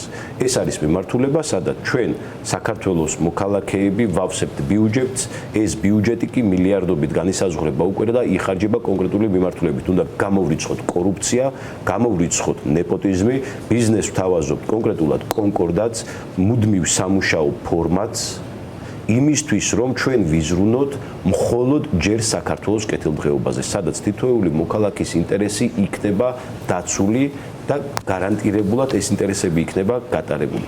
ამას ჭირდება რა? პირველ რიგში ჩვენ უნდა დავიბრუნოთ ჯერ საკუთრება ჩვენ სახელმწიფოზე და მივახციოთ მოაზროვნე სახელმწიფოს, სადაც ესეთ საკითხებზე რა ჯობია და როგორ ჯობია დაანგარიშებით, გაანგარიშებით და განსაზღვრით, შეთანხმებით გადავდგავთ ნაბიჯებს. სადაც ეს ყველაფერი იქნება კანონზე დაფუძნებული და სადაც ეს ყველაფერი დაფუძნებული იქნება მოქალაქეთა საუკეთესო ინტერესებზე. დღეს ჩვენ ხედავთ იმას, რომ კი მსხვილი ფეოდალი, წვრილი ფეოდალები ადგილზე, ეს ყველაფერი დაკავშირებული არის ფინანსურ ფეოდალიზმზე გავდივართ, ხელის ხელსბანს, ორივე პირისბანს და გვაქვს შედეგად ის, რომ 1,5 მილიონი ადამიანი ცხოვრობს სოფლად, ტიტანური შრომის გაწევა უნდა და მე მადლობელი ვარ კიდევ ერთხელ ამ ადამიანების, იმიტომ რომ მიუხედავად ყველაფრისა, ისინი ქვეყანას ინარჩუნებენ. და მე დარწმუნებული ვარ იმაში, რომ ჩვენ, როდესაც დავიბრუნებთ თანასაკუთრებას ჩვენს სახელმწიფოზე და მივაღწევთ მოაზროვნე სახელმწიფოს, შევაწუხებთ მათ, იმიტომ რომ ბევრად მეტ ადამიანს მოუნდება არაჩვეულებრივი ქვეყანა გვაქვს და ბევრად მეტ ადამიანს მოუნდება ამ ქვეყანაში ცხოვრება. არაჩვეულებრივი რეგიონები გვაქვს, არაჩვეულებრივი მხარეები გვაქვს. იქ, სადაც მე მაგალითად მინდა რომ ჩემ თავს 10 წელიწადში ვხედავ იქ, სადაც მაგალითად ბებიაჩემის რუსუდან ჩიქოვანის გვარი ცხოვრობს ასლეულების განმავლობაში. ლეჩხუმის სოფელ უცხერში დიდი სიამოვნებით გადავალ იქ და დიდი სიამოვნებით დავიხარჯები იმისთვის, რომ ეს მხარე უფრო განვითარდეს, იმიტომ რომ უნიკალური მხარე არის. თავისი ხორბლის სამშობლო არის, ღვინის სამშობლოც არის და არაჩვეულებრივი ადამიანების სამშობლო არის.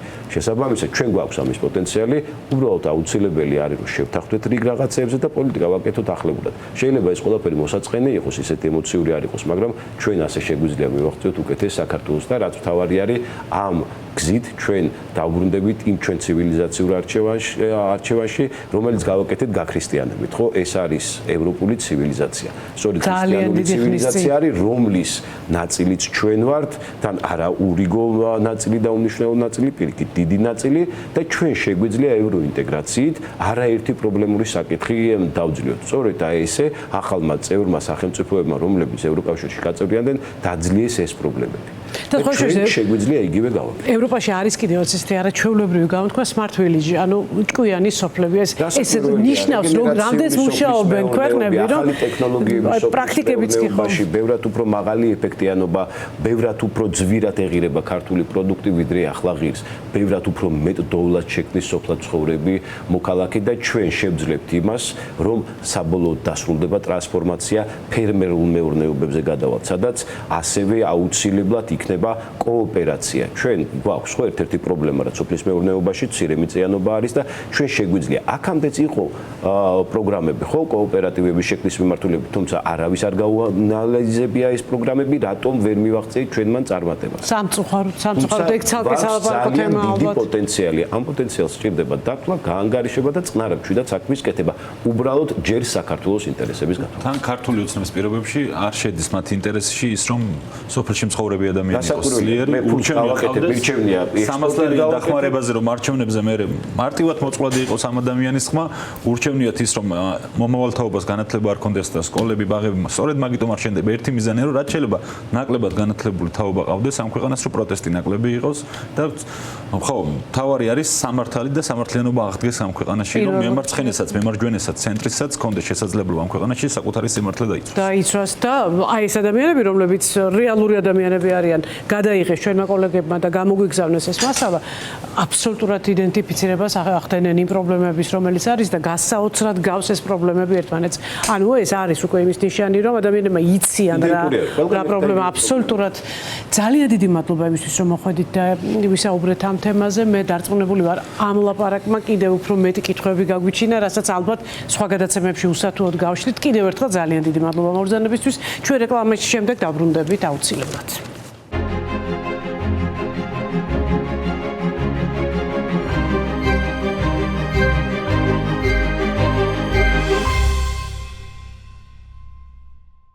დღეს ჩვენ გაუკაცრიელებულ სოფლებზე ვსაუბრობთ. რაჭაის რეგიონია, სადაც მიგრაციამ კარგა ხანია კრიტიკულ ზღვარს მიაღწია. ბევრია სოფელი, სადაც მუდმივ ცხოვრებთა რაოდენობა რამდენიმე მოხუცს არ აღემატება.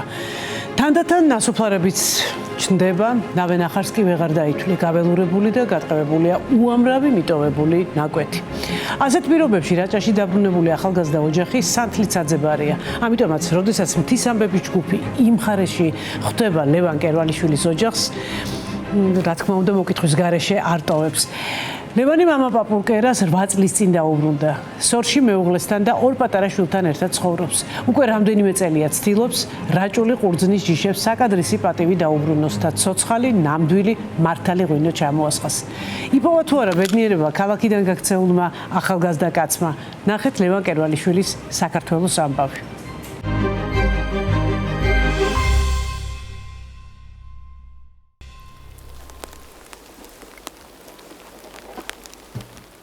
ეს იყო 8 წლის წინ. მაგრამ მე რაჭაში დაბრუნებაზე ფიქრი დავიწყე გაცილებით ადრე, სანამ დაოჯახდებოდი იქამდე რა. იმიტომ რომ ყველაზე ნამდვილი ამბები, რაც კი ცხოვრებაში გადამხდენია თავს და ყველაზე ნამდვილი ბრძნებები, რაც კი მიგძნია, ყველაფერი უკავშირდებოდა რაჭას. ბებია სანამ გარდაიცვლებოდა, აქ რაღაცა ცრემლიანი თვალებით ნახე და უკითხე მეთქი რა ხდება თქო და მე ვარ რო აღარ ვიქნებიო, აქაურობაო, გაპარტახდებაო. არავის აღარ ეგონა, ისეთ ტენდენცია იყო აქედან ადამიანების გადინების, თვითონ ჩვენი მშობლებიც წავიდნენ და ქალაქში დარჩნენ.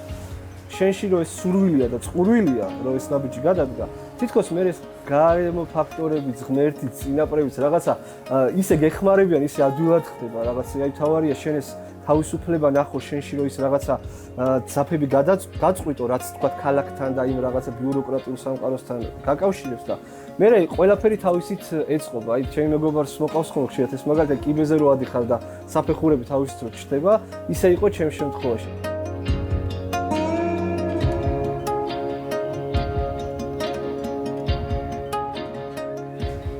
ყველა ვიცით, მით უმეტეს თანამედროვე ქალაქს ამხელა სიმძიმეები აქვს, ხო? მენტალური სიმძიმეები, მატერიალური, არქიტექტურულიც კი. აი მე მაგალითად რუსთავში ვარ დაბადებული, გაზრდილი და აი ძალიან თქუნაოდა ის არქიტექტურული გარემო რაც იყო რა, ის ეგრეთ წოდებული DSK კორპუსები, რომლებიც ესე რაღაც ჩალაგებულები იყვნენ ერთმანეთს, შავ-თეთრი გარემო, რაღაცა ყვითელი მთები და ასე შემდეგ და წერა როგორც თქვი, აი რაჭა იყო ერთგვარი რაღაც თავშესაფარი აი ამ ყველაფრიდან. ჩემი სამსახურის სპეციფიკა კიდე დამატებით მაძლევდა მაგის საბაბს, რომ სერიოზულად მეფიქრა ანუ ქალაქიდან წამოსვლაზე, საჯარო ხსნებაში მუშაობდი რაღაც პერიოდი 2013 წლიდან. ერთადერთი თავისუფლება იქ მქონდა, რომ სესხი არ მქონდა რა. ხო და ვალდებულება არ მქონდა საბანკო და ეხა ადამიანებს წარმოიდგინა ეს 3 ბანკის სესხი რო აქვს და ნახევარხელიფას რო იხდიან. ხო როგორია რომ სამსახური დატოვე და სადმე წადი.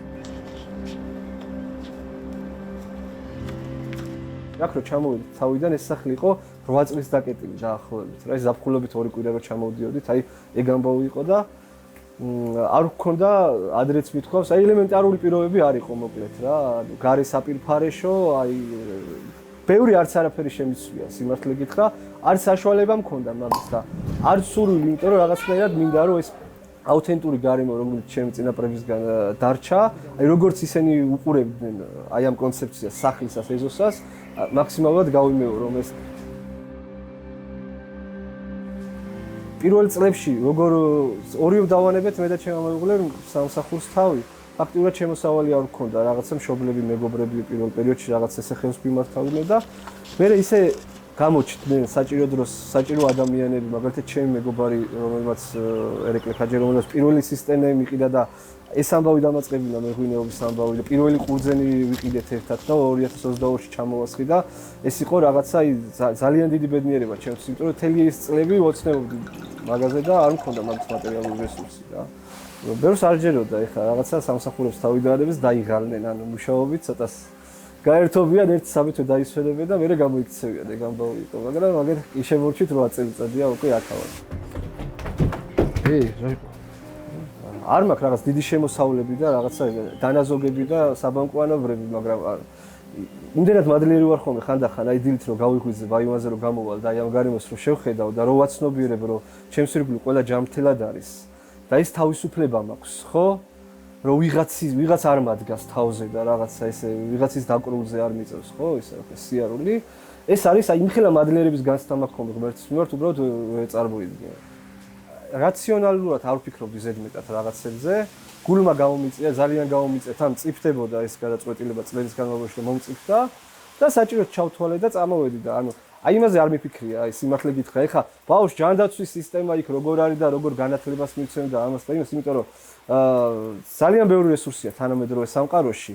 მე სიმართლე გითხრა, რაღაცების წინაშე დავდექი გამოწვევების წინაშე, მაგრამ ანუ ისეთი გამოწვევები არ ყოფილა, რომელსაც ვერ გავუმკლავდი, თქვა. აქ ძირითადად რატომაც მიდიან ადგილობრივები, აქედან ახალგაზრდები, ახალგაზრდა ოჯახები, ორი ძირითადი მიზეზი არსებობს ხოლმე. ანუ ერთს ასახელებენ განათლების პრობლემას და მეორეს იმას, რომ ჯანდაცვის სისტემა არის, ანუ გაუმართავი. და მართლა არის რეალურად რეგიონებში ეგ პრობლემა, მაგრამ განათლებას რაც შეეხება ეხა მით უფრო რაიონებში არ არის ანუ რთულად მაგხრივ სიტუაცია, იმიტომ რომ აი ჩემი შვილების მაგალითზე რომ გითხრა ეხა, ხო? ფეხბურთზე დადიან ორივე ძმა და ჭადრაკს დადიან ძირითადად, ანუ ამ სპორტზე. და ორივეში საკმაოდ წარმატებულად ხრავე კაისრა გაკ ჭადრაკიდან მაგალითად სოფლიო თასზე მოხდნენ წელს ბათუმში ჩატარდა საქართველოს ჩემპიონატიდან ორივე ათეულში მოხდა. რა ვიცი, რატო გავრიცხო ხედავდი. ყველასერი 90-იანი წლებიდან დაიწყო აქტიური მიგრაცია, მაგრამ იქამდეც აი 70-იანი წლებიდან რაჭიდან ძალიან ბევრი ადამიანი წავიდა, თქვა განათლების მიზეზით და მე ანუ საბჭოთა სისტემა ანაწილებდა იქ რაღაც სამუშაოზე, ბინას იღებდნენ რაღაც და მაშინ იყო პირველი ნაკადი ამ მიგრაციის, მაგრამ 90-იან წლებში ჯერ კიდევ იყო ჩემ ბავშვობაში აქ ხალხი. ძალიან ბევრი ხალხი იყო, აი სოფელი სოფელს გავდა. მთელი ის ტრადიციული ამბები რაც იყო, სანახშო ერქვა ადგილ, სადაც ესე ვიკრიბებოდით, ანუ შრომის მერე ქალები, კაცები ერთად დასხდებოდნენ და ნახშობდნენ, ანუ სანახშო ერქვა იმ ამბავს. ქალებს ესე წინსაფრები ჰქონდათ მოხეული მახსოვს და ზოგი ლობიოს არჩევდა, ზოგი მღეროდა, ზოგი რაღაცას ყვებოდა და ეს იყო ცოცხალი პროცესი საზოგადოების, რომელიც ქმნიდა სიცოცხლეს და რიტმს ცხოვრებისას, რა და ეხა რაც დრო გადის, უფრო და უფრო სევდიანი ხდება ეს ამბავი რა. ყოველ ზამთარს უფრო და უფრო იგრძნობა ეს მარტოობა და სევდა, რაც აი ამ რეგიონს აქვს. იმიტომ რომ სიცოცხლის რიტმს ქმნიან ადამიანები რა და მე როცა სიცოცხლე არ არის რეგიონში, არაფრის კეთების რიტმიც არის რა. აი არავინ აღარ გეგმავს მე მომავალს, არავინ არ ფუსფუსებს და გადამდები არის ეს ძალიან რა. ქალაქში რომ იწევს ხოლმე ჩასვლა რამდენიმე დღით, სხვანაირად გამოფხიზლებული მოვდივარ. იმიტომ იქ რომ უყურებ რომ სიცოცხლე არის, ვიღაცა სადღაც ეჩქარება, ვიღაცა რაღაცას აკეთებს, ფუსფუსია. ეს მერე შინაგანი ენერგია რაღაცნაირად გადამდებია რა და აქ აი არაფრის კეთების რიტმია რა. აღარც ადამიანები აღარ არიან, აღარც სულელები აღარ არის, აღარც ოცნებები აღარ არის, თითქოს რაღაცნაირად სიცოცხლეს წყალი შეუდგა ცუდად რა. გუშინ დანიელის სტუმრები მყავდნენ და გოგოლათში წავიყვანე. იმათ კი მოსწოთ, მაგრამ ჩემთვის ტკივნეული ამბავი არის, იმიტომ რომ მაგათთვის არის მისტიკა. აქ სულები ცხოვრობენ, რომ მეკითხებიან, რომ კულტურული მემკვიდრეობის ძეგლის სტატუსი აქვს თელ სოფელს. უნიკალური ოდასახლები არის, რომელიც არის აბსოლუტურად მიტოვებული და ჩამოგრევის პირას. ტურისტი რო შედის ესეთ სახლში და ნახულობს იქ ობობას ქსელიად გაბმული და ბებია რო ცუდად გახდა და რო წაიყვანეს და ეს თებში და კოვზე ისევ მაგიდაზედებს, მაგისთვის არის ზღაპარი, მისტიკაა, უბრალოდ მაგათთვის ეხა ეს სამყარო არის წარმოუდგენელი, ეგზოტიკაა, მაგრამ ჩვენთვის ტკივილია ეხა არ უნდა იყოს საქართველოში ეგეთი ადგილები და ეგეთი სოფლები.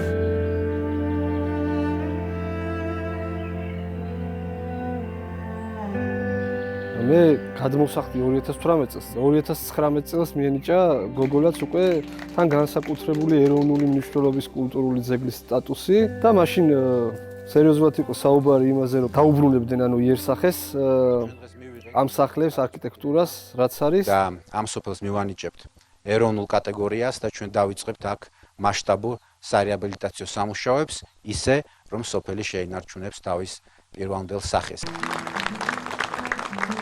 იმის მერე გავიდა 2019 წლის მერე, აგერ 7 წელი და სოფელში ისეთი მდგომარეობა, რომ აი ბოლო მოსახლე, ბოლო მოზამთრედ შევოდა ხოლმე რომანი და აი ამას წინებზე გავიგე, რომ ისიც გარდაცვლილა, ანუ და ფაქტურად ნასოფლარად იქცა სოფელი, რომელსაც კულტურული მემკვიდრეობის სტატუსი აქვს მინიჭებული.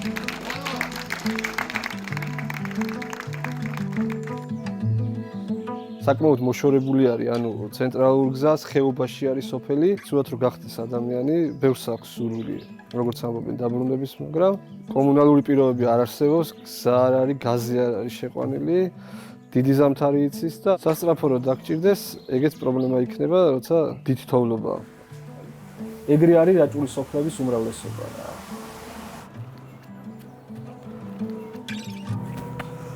ეხლა რომ გავთივავთ, მე ივლისში რაც ამოვა ბალახი, ყველაფერს დავუტოვებთ, რომ ვალვაში მე ეხმარება ნიადაგს გაგრილებაში. აბა, მოვედით. ჩამოდის აია.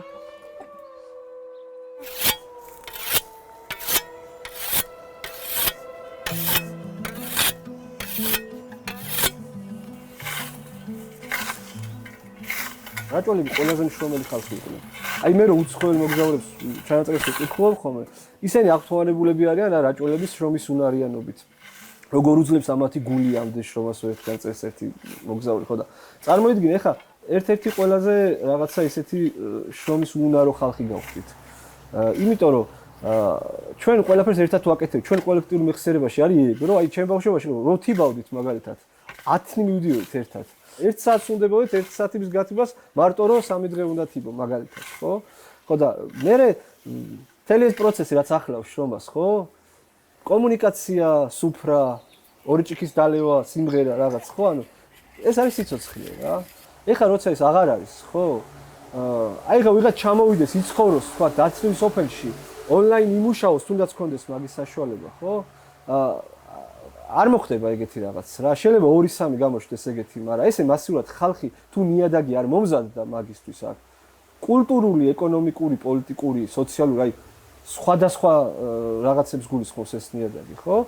აქ ესე არ ჩამოვა ხალხი და ერთ-ერთი ყველაზე მთავარი ფაქტორი არის ის, რომ ტურიზმი, ხა მე სვანეთში რამდენიმე წლის წინ ზამთარში რო ვიყავი, იმდენი ხალხი იყო ზამთარში მესტიაში, ყველა კაფე გადატენილი იყო, ყველა ადგილზე ვიღაც იყო, მუზეუმში შეხვდები, სავსე იყო მუზეუმი ადამიანები.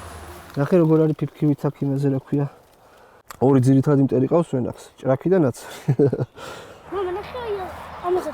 ხო, ამასაც აქვს.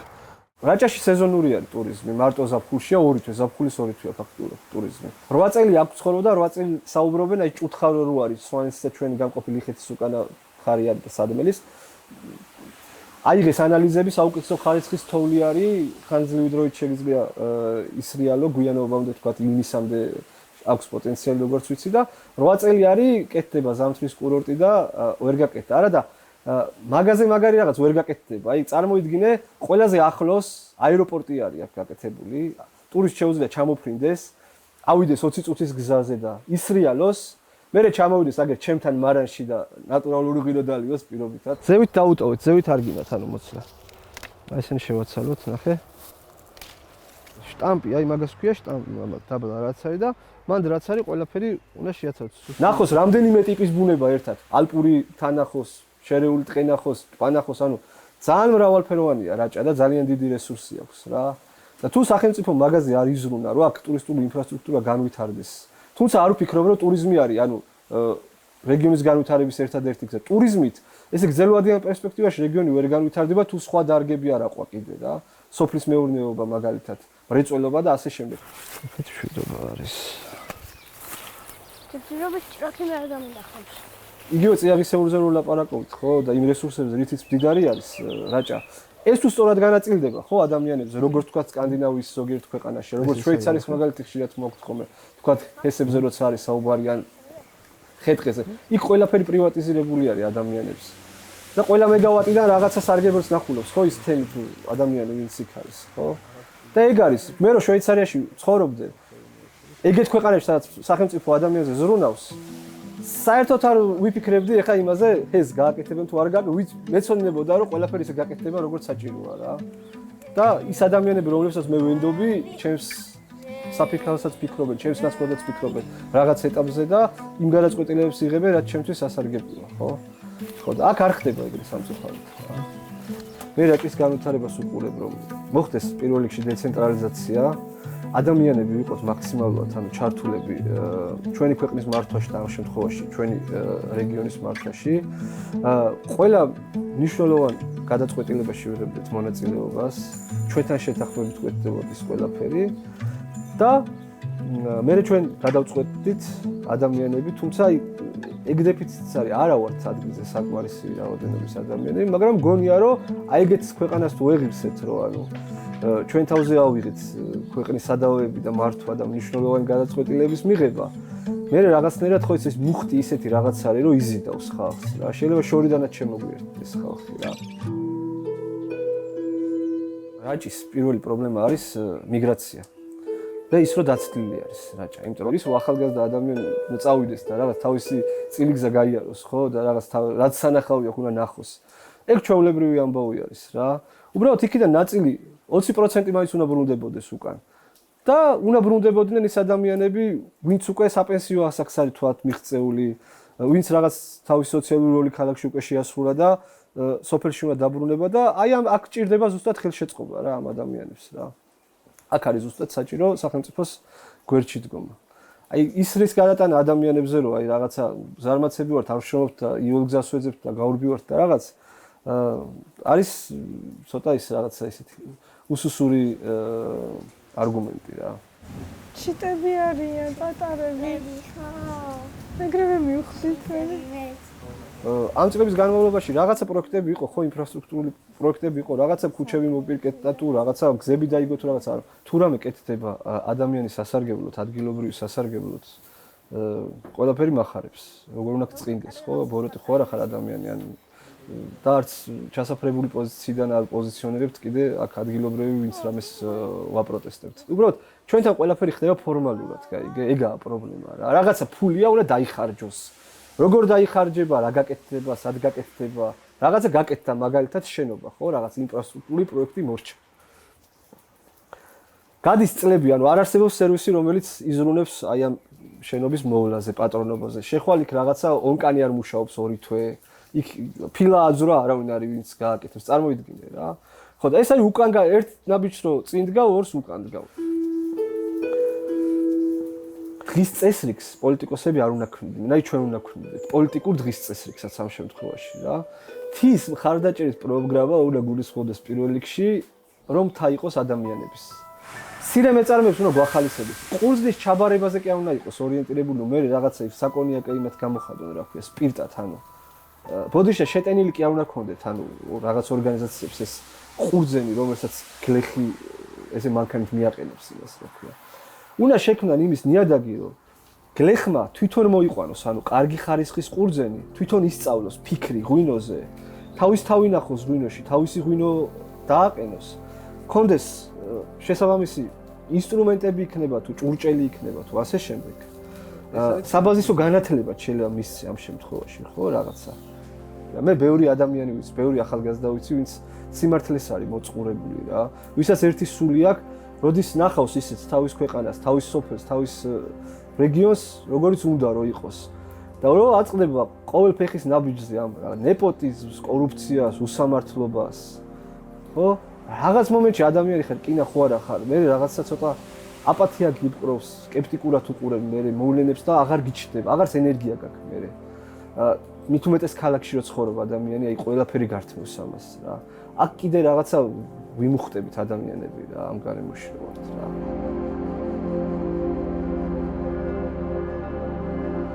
მაღარუელები იქნებიან თუ მეშახტეები იქნებიან თუ შრომითი უფლებები იქნება თუ რამდენი საკითხი არის სოციალური, რომელზეც შეიძლება პოლიტიკოსმა კარიერა გააკეთო თუნდაც წარმოიდგინე.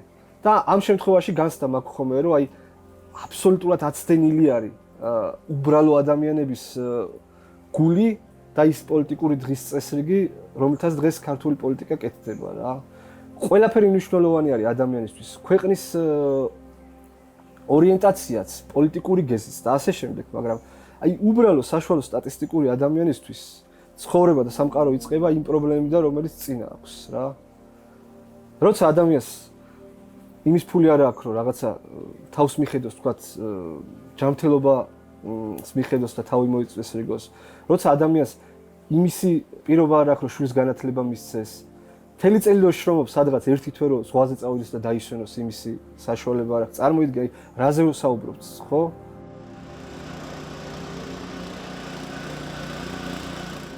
მოყოლებული საბჭოთა პერიოდიდან ადამიანს ყოველთვის ეშინოდა თავისუფლად საუბარი რაღაც პრობლემაზე, იმიტომ რომ იქ იყო ჩინოვნიკების კულტი წინა პლანზე. აი ხაც არის ადგილი, მე ხო ვატყობ, აი ვიღაც რო ჩამოვა, ხო, ეს რაღაცა მართველი გოლიდან და შარვალ კოსტუმი რო აცვია, უკვე დიდი კაცი არის, სტერეოტიპულად აღიქواس, კაიგი ადამიანი რა.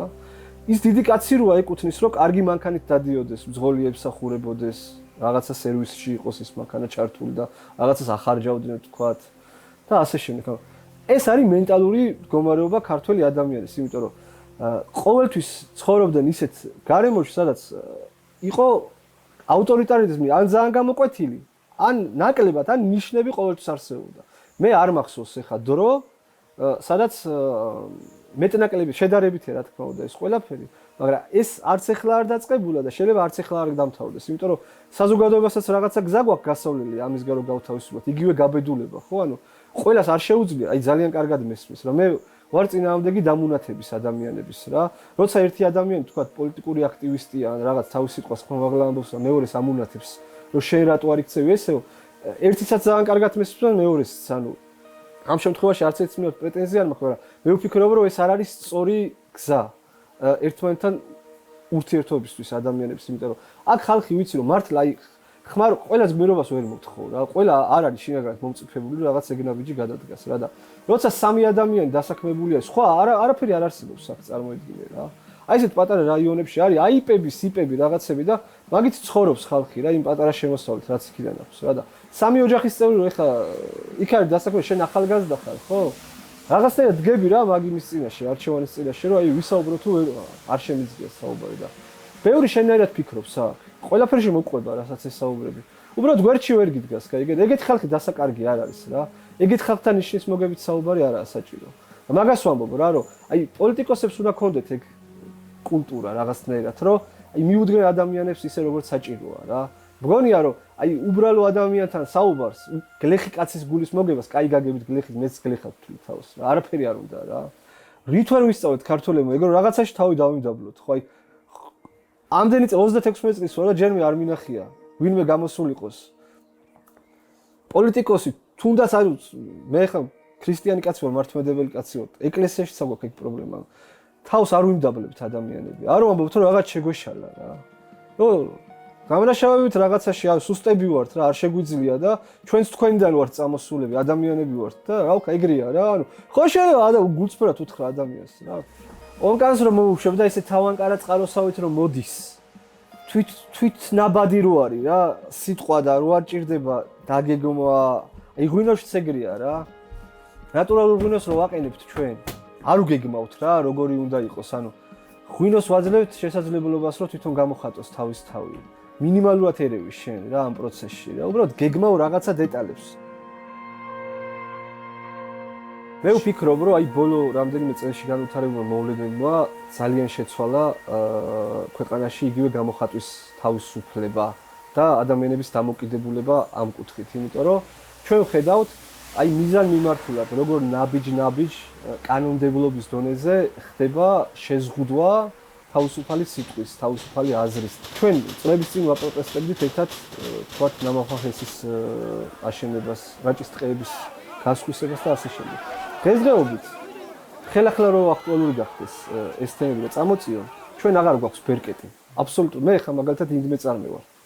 და ნებისმიერ ჩემი განცხადება შეიძლება აღიქვან როგორც პოლიტიკური მხარის განცხადება ადამიანის, რომელიც პოლიტიზირებული არის და რაღაცა პოზიციიდან საუბრობს და პირველ რიგში დამაჯარიმონ, მეორე რიგში ადმინისტრაციული საჯელებლობისადმი და ასე შემდეგ. ანუ წარმოიდგინე ხა რამდენი იმდრე წარმი არის ქვეყანაში, რამდენი ადამიანი არის, ვისაც ოჯახის წევრი ყავს სახელმწიფო სამსახურში დასაქმებული და ასე შემდეგ. ანუ ნელ-ნელა მე ვფიქრობ, როგორც მოქალაქე, რომ ქვეყანა მიდის ავტორიტარიზმისკენ. ოღონდ ისეთი ავტორიტარიზმისკენ, რომელიც ღრმავი და რომელსაც ყოველდღურად ვეჩვევით.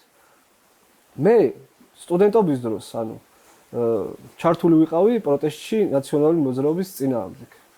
და მაშინ ესეთი რაღაცები რომ მომხდარიყო, 7 ნოემბერსაც მომიწია სტუდენტი ვიყავი, ანუ დარბევის დროს ყოფნა.